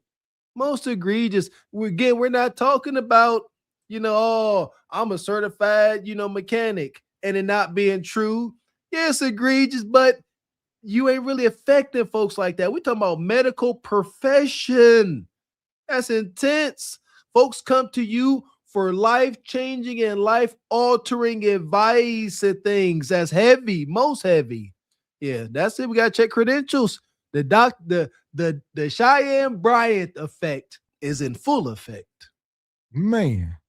And Dark Star says, melanated sisters are never coy about their credentials. Get the F out of here. That's a fact, boy. I mean, like you said, if she had it, like the woman said, she'd be producing it. It will shut the internet down so fast. Unless, like you say, is she doing this for the clicks and views? It ain't making you look good. So I don't know why you would intentionally do this. But like you say, one thing we know about our sisters, they gonna show their wealth and credentials. Like she will pull out degrees and dissertations or whatever she got. With pride and ego. But she can't, so she just up here cursing and rage baiting. Like you said, she ain't nothing but a YouTuber, a social media personality, no doctor. I want to say that she's lying, but she ain't telling the truth either. Like, you get what I'm saying? It's not that. I'm just going to go ahead and say this. Cheyenne Bryant, you are not a doctor, okay? And the only reason I'm speaking on this is because the field that she's in affects so many people, and so many people followed her based off of her presenting herself as a doctor, okay? When you become a doctor, the process to become a doctor is so grueling. It's so disrespectful to the people who actually stood the test, stood the time, and went through the whole process to become a doctor. That's the first thing. The second thing is that mental health and therapy, like, that is something that is very major right now, and it comes with seriousness and treatment plans. Hell! And like she's saying, this is it's disrespectful and serious. It's almost like military people, right? It's almost like folks who are, Navy SEALs. And then you got a guy who was in the damn National Guard for 6 months, but he run around telling everybody he a Purple Heart and he was a Navy SEAL, or he was a badass. But in the meantime, he was a chef in the National Guard for 6 months. I mean, come on now. This is the age we in, and I absolutely hate it. There's levels to things, pecking orders, rank. That's to be respected. That's how you get the best out of folks. But if the third string offensive guard think he just as good, as a Sean Garrett, you got a problem out here, man. Got a problem. We do. No context. This is another subsequent outcome of participation trophies. Here we are. I tried it. I was there. I paid some dollars. I'm a doctor. That part. And there y'all go, Stolen Valor. Beast for Days says, remember the black man from years ago that lied and called himself a doctor and opened up a practice and had patients? Yeah, when he like a gynecologist, the young brother, they put up a picture of him. He was doing good stuff though. He was doing good work. Yeah, sound like that ninja that deleted Michael Jackson. Yeah, wasn't he a fake doctor? Dr. Oh, Conrad. It's crazy. Shout out to Devon Mitchell. Says, remember when she was calling Nick Cannon and Cameron or Cam Newton low functioner? B-Dub said, you go, girl, and go get him. And now they don't listen to Corey Holcomb. They didn't listen to Corey Holcomb. Yeah, a lot of folks been calling him out on the internet, been calling her out for a while. The sisterhood is strong, though. You need evidence, obviously. They're like, we don't believe y'all. I called it out. It's documented. When she's used, there you go, Devon. When she said low functioning, I said, nah, that's not how you say that. That's not how you talk to folks. You supposed to talk to folks to heal them, not to crush them down so you could keep your thumb on them. That's her thing. You're low functioning. You're emotionally inflamed. Beat you down. Now let me try to build you back up the way I like you. I've been called this madness out. Man. Yeah! Boom, Okay? So to pretend like you're able to treat patients, you wasn't with us shooting in the gym. I'm sorry. The blood, the sweat, the tears, everything that goes into becoming a doctor is something that you only understand if you went through it. And to have a person presenting themselves as a doctor when they're not and trying to justify it, like, I'll let you rock for a while, but girl, knock it off. This, like, and to be on major broadcasting platforms trying to justify this is like insane to me. You are not a doctor. Like, just, it's okay. Go sit for the test. You said you have the credits, go sit for the test and pass the test, and then we can all call you doctor. And we will gladly call you doctor. But until then, please stop posing on these people's internet. Okay? Please stop. If you wrote a dissertation, you should be able to produce that somewhere. We want to see it. We want the receipts. Go ahead. Give it to us. Give it to us. And then after you get that, you sit for the test, you go sit for that license. You go do the process to get your license. Because if you are treating and diagnosing and providing treatment plans and you have a private practice, you should have a license. Don't let these people on this internet lie to you. That's incorrect. Man, so at this point, the gynocracy are banding together. They like Cheyenne Bryant. She is threatening to dismantle the gynocracy. So at this point, they will prune the tree. They cut a couple branches off. Now, you won't take us down. Trim, get out of here. Yes, sir. This is how the gynocracy cannibalizes itself. You run afoul to one of them, and one of them attacks you. It's a pile-on effect faster than you could blink. No thinking. They got us. Everybody in the gynocracy wants us to remain a part of the majority. So now you fell out, and Bonquisha, the gynocracy, and just educated sisters alone. Everybody coming for her. It's over, and rightfully so. Poe, over-sexualized, manipulative sister, you wrong, Cheyenne Bryant. You dead wrong. You know you wrong. And it's going to come to a head. Keep doing all this explaining, though. You making it better for yourself. Man, so for that, we definitely going to put her in the pit. Yes. Madness. Fuck is you talking about? This is Sparta! You got to know when to hold 'em, know when to fold 'em, know when to walk away, know when to hide. You gotta count your blessings. You're sitting at the table. You hear me? Ooh, child, things will get brighter. Too many things happen with that wild sister. Yeah, the language she was using, her always want to touch folks. Come on, man. When she kept reaching over, touching on either Cam for sure was touching on the Nick Cannon, touching on his leg, trying to talk to you. I don't know, act like they're trying to comfort you. No, she trying to, I don't know what it is. It's manipulation, weaponizing femininity. That's what she does. That part. So here we go. If you're just coming in, make sure you hitting the like button. We are talking about the self-destruction of the modern hyena. It's getting hard to watch. And we're going back to one of our favorite new segments. We heading back out to the streets where the work is real. Yeah! Boom, shakalaka! Oh boy, might see some Dr. Cheyenne Bryant cheeks out here tonight. Y'all know where we're going. Shout out to our nightlife segment. What's on the docket today? We had blowed out sisters the first time. Y'all didn't like that too much. We wound up somewhere in the DR. Where we at this evening? And we got super chat here. Shout out to the brother Sean Miller. Says, I'm late, but was that the skinny olive oil chick that was dancing on that Coonja show that had us laughing like, nah, that were she was skinnier than that. God damn. So here we go. We back to the streets.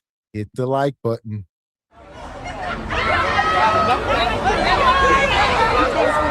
We're back in Orlando. All right. This appears to be the same spot, but a different party, I'm guessing. They wear pink again, too, I see. They wore pink last time.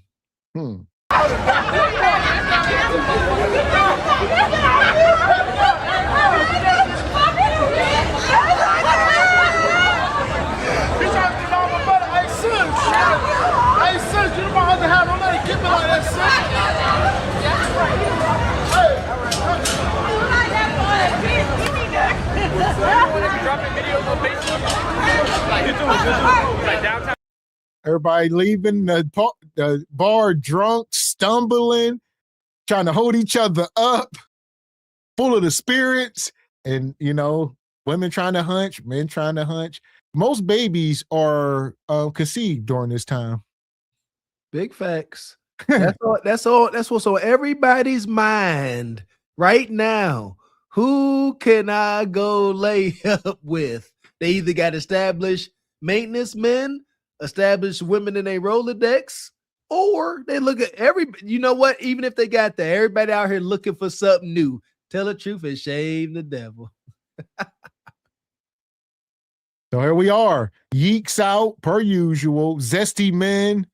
There's a lot going on. Sisters, how can y'all enjoy yourselves when you got to constantly walk around, look at this ninja. Look at this ninja. Pulling your shorts and things. Look, working. They getting it in. They look. It's mating call. God, dog. Yeah, it's starting to hunch, baby. That sister walked past in that shiny dress. Sweet Jesus in the morning said, look at, these are mating calls. These are just mating calls and peacocking. Yeah, what y'all smell like? I'm starting to get concerned. It got to be malodorous. I can only hope not. I will hope you ain't out with your Kudakata halfway hanging out and you got a odor to you. They ain't moving like that, is they? Man, you'd be surprised. These women get to walking past. You'd be thinking you at Long John Silver's or something. That's infection. Nonetheless, look at Nug Nug posted up in front of the Mexican spot, the breakfast sandwiches, yams. What are these women built like? Sweet Jesus. That's crazy. You gotta have a lot of meat for that. You go catch that Big Cherokee. That's Big Cherokee from back in the day. That's wild. Yeah, you better be 6 foot something to handle that. Otherwise, you just gonna be annoying her. I mean, most of these women, these are stallions, as they call them. Yeah, stallions, male horses. Look at that, yo. Even when you pull it down, it's still. You see what? Look, the friend trying to help. Had your Kudakata. Girl, my Kudakata's out. Thought that was the point. And imagine now, this couple here, you out with your man, all these yeeks. It's very uncomfortable. So you got to make sure you present your best self.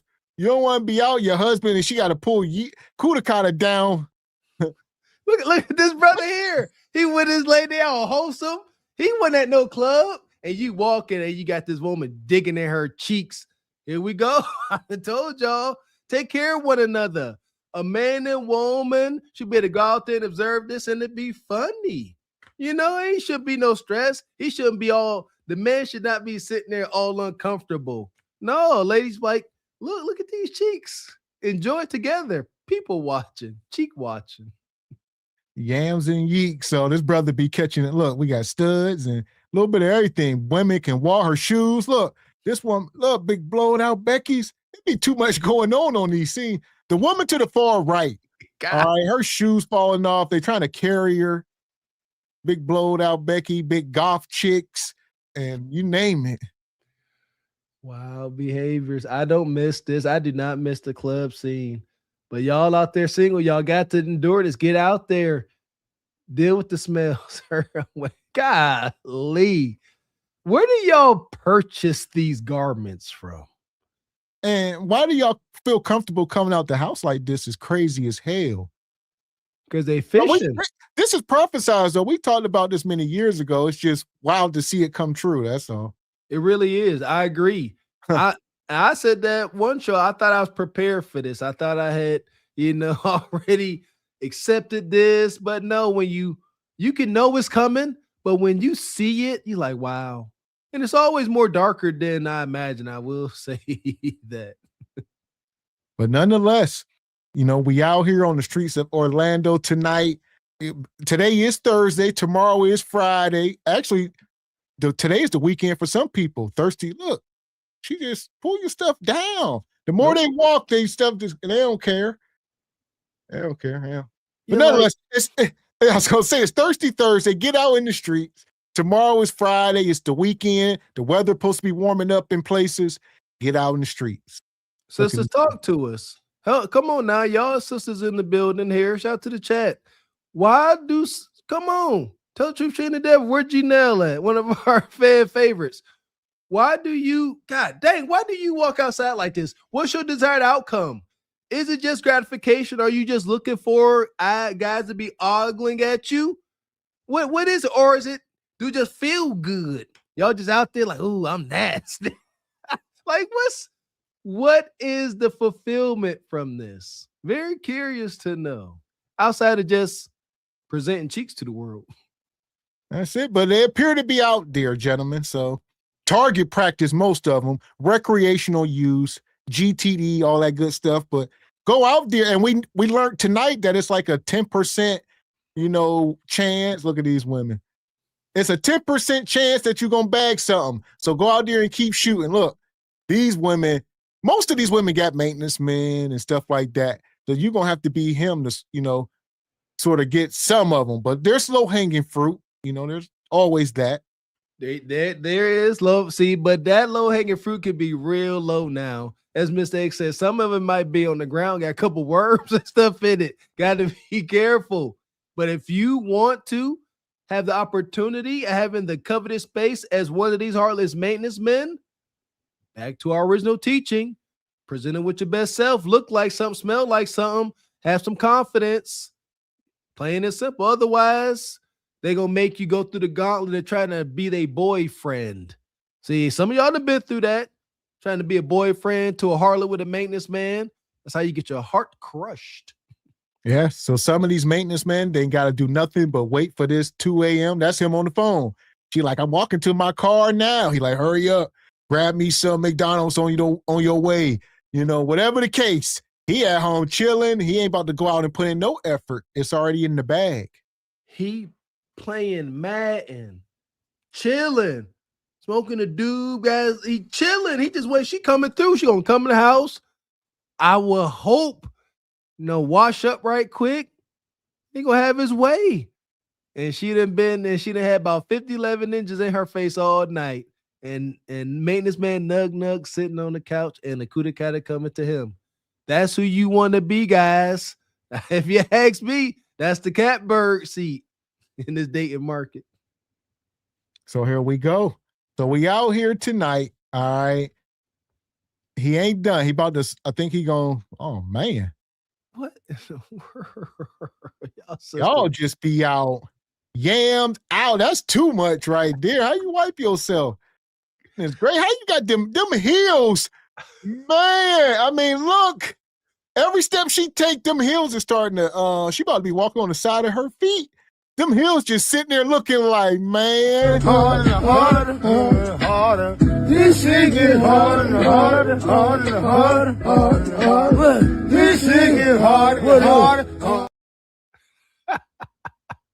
Hey, them heels, look at this, brother.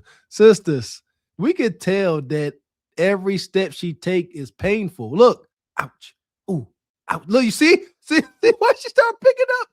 Oh, come on. When you wear heels, you're supposed to be graceful, sexy. Y'all out there fighting for your lives in these heels. Awkward, look at that. Look at this one here. Y'all just big and sloppy. All that friction, y'all could start a campfire between y'all legs every step. And that woman just bowed out. She was with the group. He like, keep up. And she bowed out. He said, look, I got to keep up. Now you falling behind, you limping, you starting to drag you. Look, these other women, it's always, look, you got to catch the stragglers walking. It's too much competition out there. How you all blowed out trying to compete? Here we go.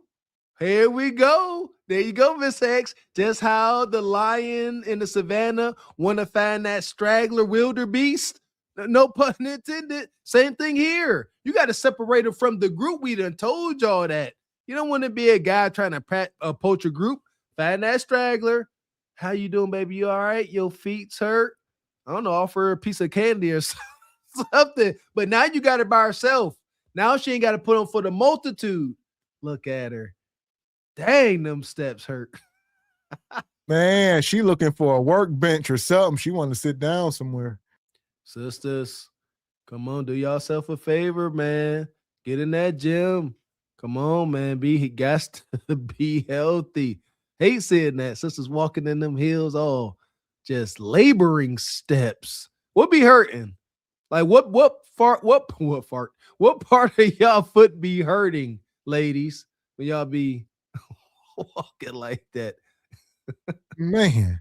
And shout out to Divine. He says, instead of being him, be yourself. Stop trying to prove yourself to the person. If they like you, you will know. Just adapt and stay true to core. Amen, brother. That's the gospel now, for sure, for sure. Yeah. So get in where you fit in. Don't be, like I said, don't try to be something you ain't. If you him, it's natural. You ain't got to pump fake. And if this ain't your scene, I don't think there's nothing wrong with acknowledging that. I done told y'all, if you more wholesome guys, shout out to Brother Divine. I ain't dealing with this unless, got some kind of course action, but I'm not going out there winging it if I'm not looking to compete with this caliber of folk. I told you I'm taking myself to Barnes and Nobles, Half Off Bookstore, something like that, where more wholesome sisters are. They got a better chance of liking you for you. But yeah, if you gonna be out here amongst the wild, you got to be him to get a desired outcome, or have a skill, a mouthpiece, be cunning, slick. You got to have something to stand out. And like you said, most of these women ain't liking you for you. They've been out here on this scene too long. They looking to get a bill paid or get hunched on, or see if you got some loud to smoke, a bottle to drink, go somewhere and buy them some breakfast, some late night, whatever. They looking to take advantage of the situation. And a man looking for coup de kata is very transactional. Plain and simple. But it's a whole group right here. They just... I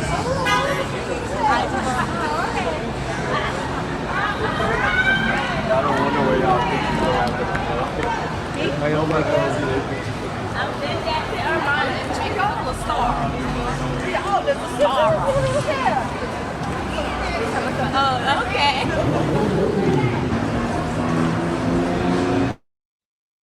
Oh, knock these, sister. Man, big old Meg the Stallion sister. Knees are knocking. Toes, pigeon toe. You can't tell her she ain't. That woman got to be at least 6'2". Woo, it's a tall glass of whole chocolate milk. See, lose the blonde wig. That she walking like a wounded deer. She can't even bend her knees. She just legs locked, knees cocked. Walking all rigid like that. She damn near walking like the Roach Man off of Men in Black. Come on, man. That ain't sexy. Oh, man. Yeah, Nug said, just bend over. Huh. No bread, no water, just meat. Yes, meat. This is wild. The streets is a crazy place anymore. This might have to become a new thing. Wait a minute. We're going to go do some people watching. We storage for that. It's a good time. We just sit like this. People watching. Y'all do it too. Where are my people watchers at? That's wild. What's your desired outcome? Like, y'all just be out there like y'all don't give a damn for real. Like, she walking, ain't no enthusiasm. Y'all just walking like ain't nothing out here but lackluster meats and funky coup de katas. And what he say? Kiss me until man, that's a wild shirt. A wild place. It's crazy. So kiss about somebody's meat. This woman with the knock knees. She walking like she got to drop a deuce or something. Like, got the blonde bust down wig. She is the prototype. God, you can't tell these women nothing. Look, nothing. And like you said, y'all don't know what this smell like. It can be funky at best. And none of it's breathable. It's all polyester. Polyester and lycra. No cotton, no breathable natural cotton. So yeah, y'all just got microplastics all through your coup de kata. Hope some of y'all care about y'all life and at least wearing cotton undies. That polyester all up and through you ain't doing you no good. Look at this Nug personal Nug. attention. Yeah, Nug Nug see something he like. Y'all got to say something. Say something now. Say something. There we listen. Even I just see them from deep. You been scoping them. Pastor, say how you doing? Say something. Don't break your neck. Don't start breaking your neck. He like, let me see these yams. Oh, it's 2 on 2, 2 for 2. High something, but look, see, there ain't no pressure to them. Them brothers ain't applying pressure. Zero pressure. See what I'm saying? It's a no-go. Hell, they might be together. We don't know anymore what the hell going on. That's true. But he looking, you looking like you see something you like. For real. 2 on 2. But yeah, he also like, maybe he need to present his best self to the market. All right, take that Nike shirt off and figure it out. Yeah. You ain't doing it with that Nike shirt, man. And a big gulp, a 7-Eleven big gulp. It's just a horrible presentation. Jeez. Got on shorts, big old swollen calves. Come on, brothers. We got love for y'all. We want the best for y'all. This ain't gonna do it. That ninja got regrets. He gonna be going home talking all night. Remember that chick I seen? She was bad, huh? She's bad. While you whipping out the lotion. Pathetic. About to just skeet all on yourself. Man. Shout out to Brother Divine Photos. We appreciate you, brother.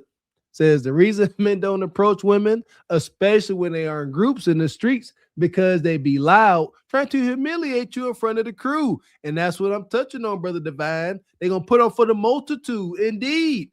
Who did you 100% right, brother? Got to isolate them.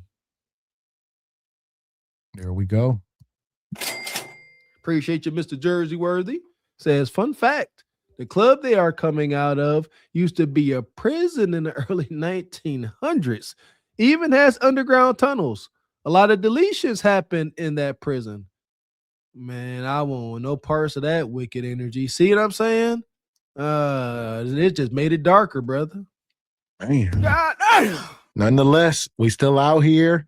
Yeah, make sure y'all shoot. And if you're looking, don't break your neck and not shoot, fellas. That's all. It's cringe. You know, it serves nothing. Say something. Be a man. Yeah, at least go home knowing you gave it a try. Like, for real. I done been there, you know, when I was in. Don't say anything. It don't got to be poetic and it don't got to be serious. Let them know they going to feel you. Let them know. Say something. Hey, them cheeks looking good. Whatever you got to say, get it off of your heart. There you go. Say, I see you, sister. There you go. Something. That's simple.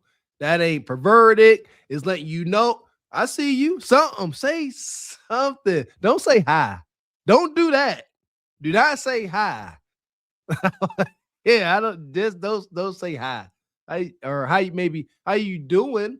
Maybe why you still got some face-to-face contact. Don't say how you doing and y'all, shoulder to shoulder passing by.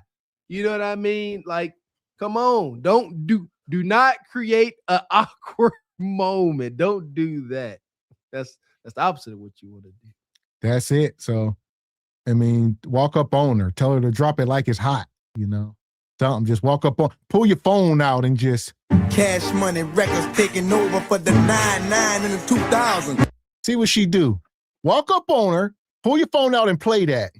If she don't start twerking on you, then she ain't for you, I think Miss H just kind of gave y'all a little bit of a little cheat code there. That tune got like a spell over him. Oh, she hurting. But there you go. That's a good note there. But yeah, I mean, listen, simple things. You out here on the club scene. All right, most folks is drunk and a lot of these women are choosy. If they staring at you, they choose. They know what they like, what they want to. Look at this woman here. Gut out. You got booty, dude. Yo. Here to the now. To the now. Here to the now. You can't tell. This is like Debraka. Get out of here. That might be a streetwalker. What we got? She got flat. No, she got some kind of weird heel on. She got on shorts that say Playboy. That's you a street. If you walk around as a woman got Playboy across your butt, you know who you are and what you are. And she like one of them Men in Black worms, man. Unfortunate, but somebody gonna clap and been clapping. For sure. On forward now. So nonetheless.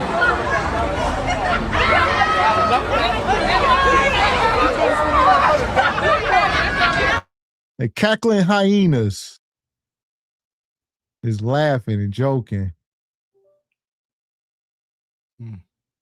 These some same women he started off with. Yeah. The fact that that was old prison, that's wild. Now they got ninjas in there partying. I don't know. I detest that. There you go, Marisol. Just a little bit of something, a little bit of diversity. Dress more appropriate. What the hell? Oh, wild. Is that comfortable? Golly. Seriously, sisters. Her hair is tickling the bottom of her cheeks. Is that what? I still ain't see an answer. I wasn't really looking at the chat. I've been preoccupied. But why do you sisters see that? She walking, is that day car or she just walking up on some dude in the car? See? Some ninja in the car. I don't know what kind of car that is. A Challenger. It's like look like a standard Challenger. No Hellcat, nothing. Just a Challenger. Somebody in there rolled the window down, said, get in. They considered it. They maybe got his number. Yeah, having a nice car. Yeah, especially when you're dealing with thoughts. Oh, he getting people tickets. But what? That's crazy. Like, look, these sisters say they got a man at home. K-R-I-S. Alexis Christia, ALEXISKRISTIA. Follow me. Follow me home. Don't follow me. You can't tell them they ain't God's gift to this very earth.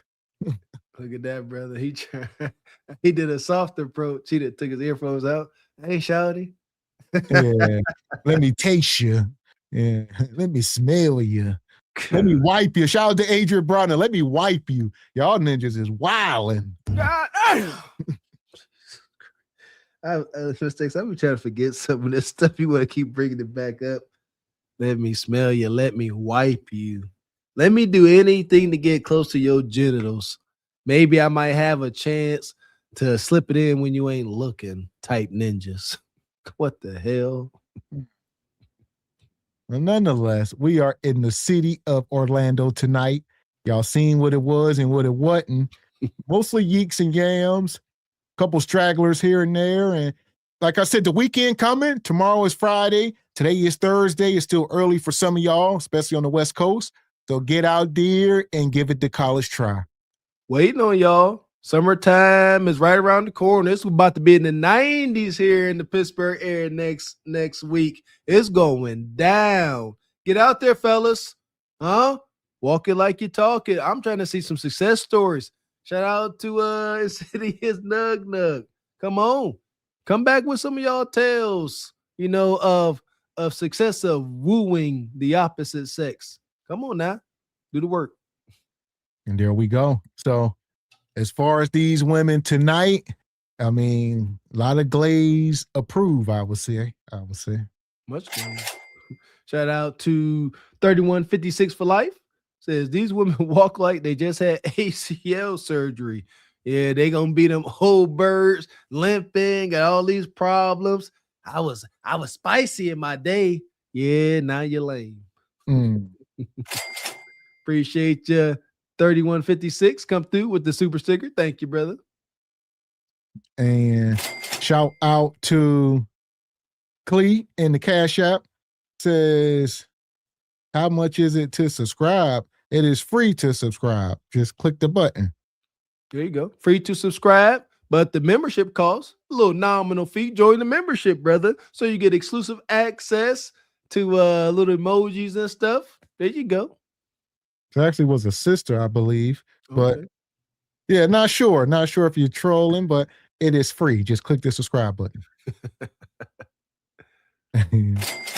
Appreciate you. 3156 says these chicks walk like they got that one.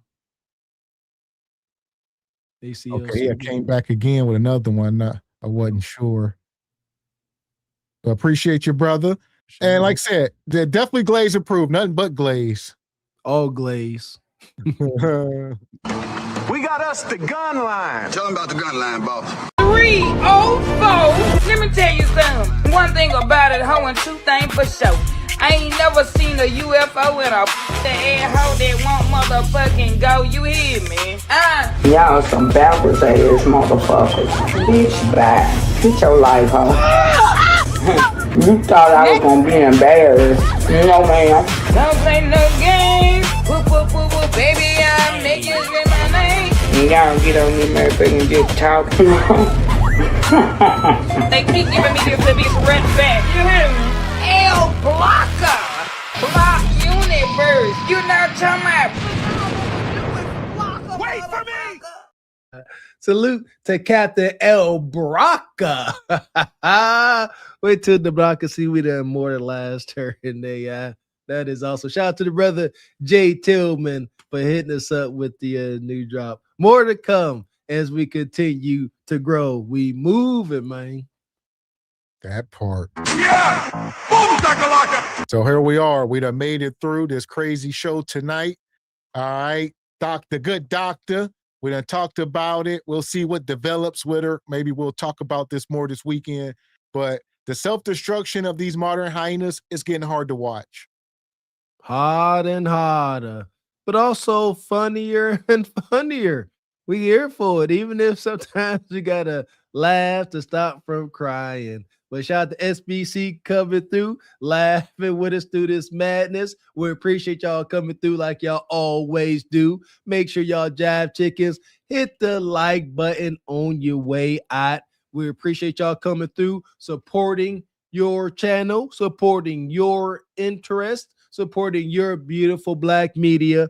Please continue to do so by making sure you are subscribed to all 3 channels. Make sure you do join that Patreon and make sure you hit the super chat cash app as y'all always do. Can't thank you guys enough. Thank you, and a thank you. That part. And we'll be back this weekend. We plan on coming back tomorrow and doing a pop-up Rumble / Truth Over Lies. We may have more to talk about with our show the other night, which got cut short a little bit. And there's new developments with this Chud the Biatch and most of it's a lot going on, actually. So we're going to try to pop up on y'all tomorrow night over Truth Over Lies, probably Cart Before the Horse. Make sure y'all subscribe and set your notifications. There you go. Keep your ears and eyes to the YouTube streets so you don't miss a beat.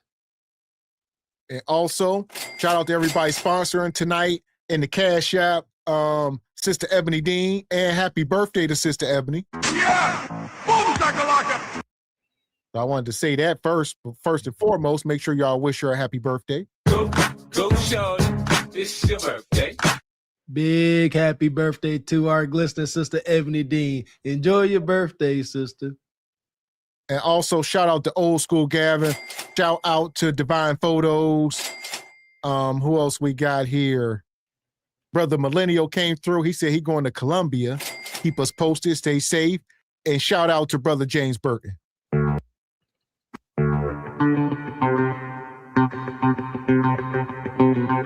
Big shout out to the show sponsors coming through with big support energy. And per usual, a special shout out to the ladies for rocking with us. We definitely appreciate y'all. Without the presence of the ladies, we could be a bunch of ninjas over here talking mess, and that could be a little weird. So we definitely appreciate y'all's presence. That part. So we plan on seeing y'all back tomorrow night and Saturday night and back Sunday. So we moving. There we go. Make sure you tuned in so you don't miss a thing. Never a dull moment, as y'all always know. So until then, I'm Gavin X. I am Mr. Walker. And we are Cart Before the Horse Productions. A good evening. Saying what they ain't wanna hear, but it was real. With accountability, where that, we just tryna build, not tear down the pack. Hit that like button, subscribe. Don't front, cash out. Support the show, super chat, let it flow. SBC Nation, we see y'all.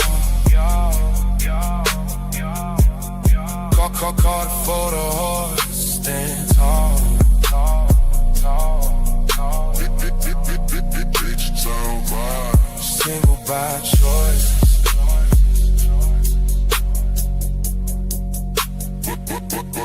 Come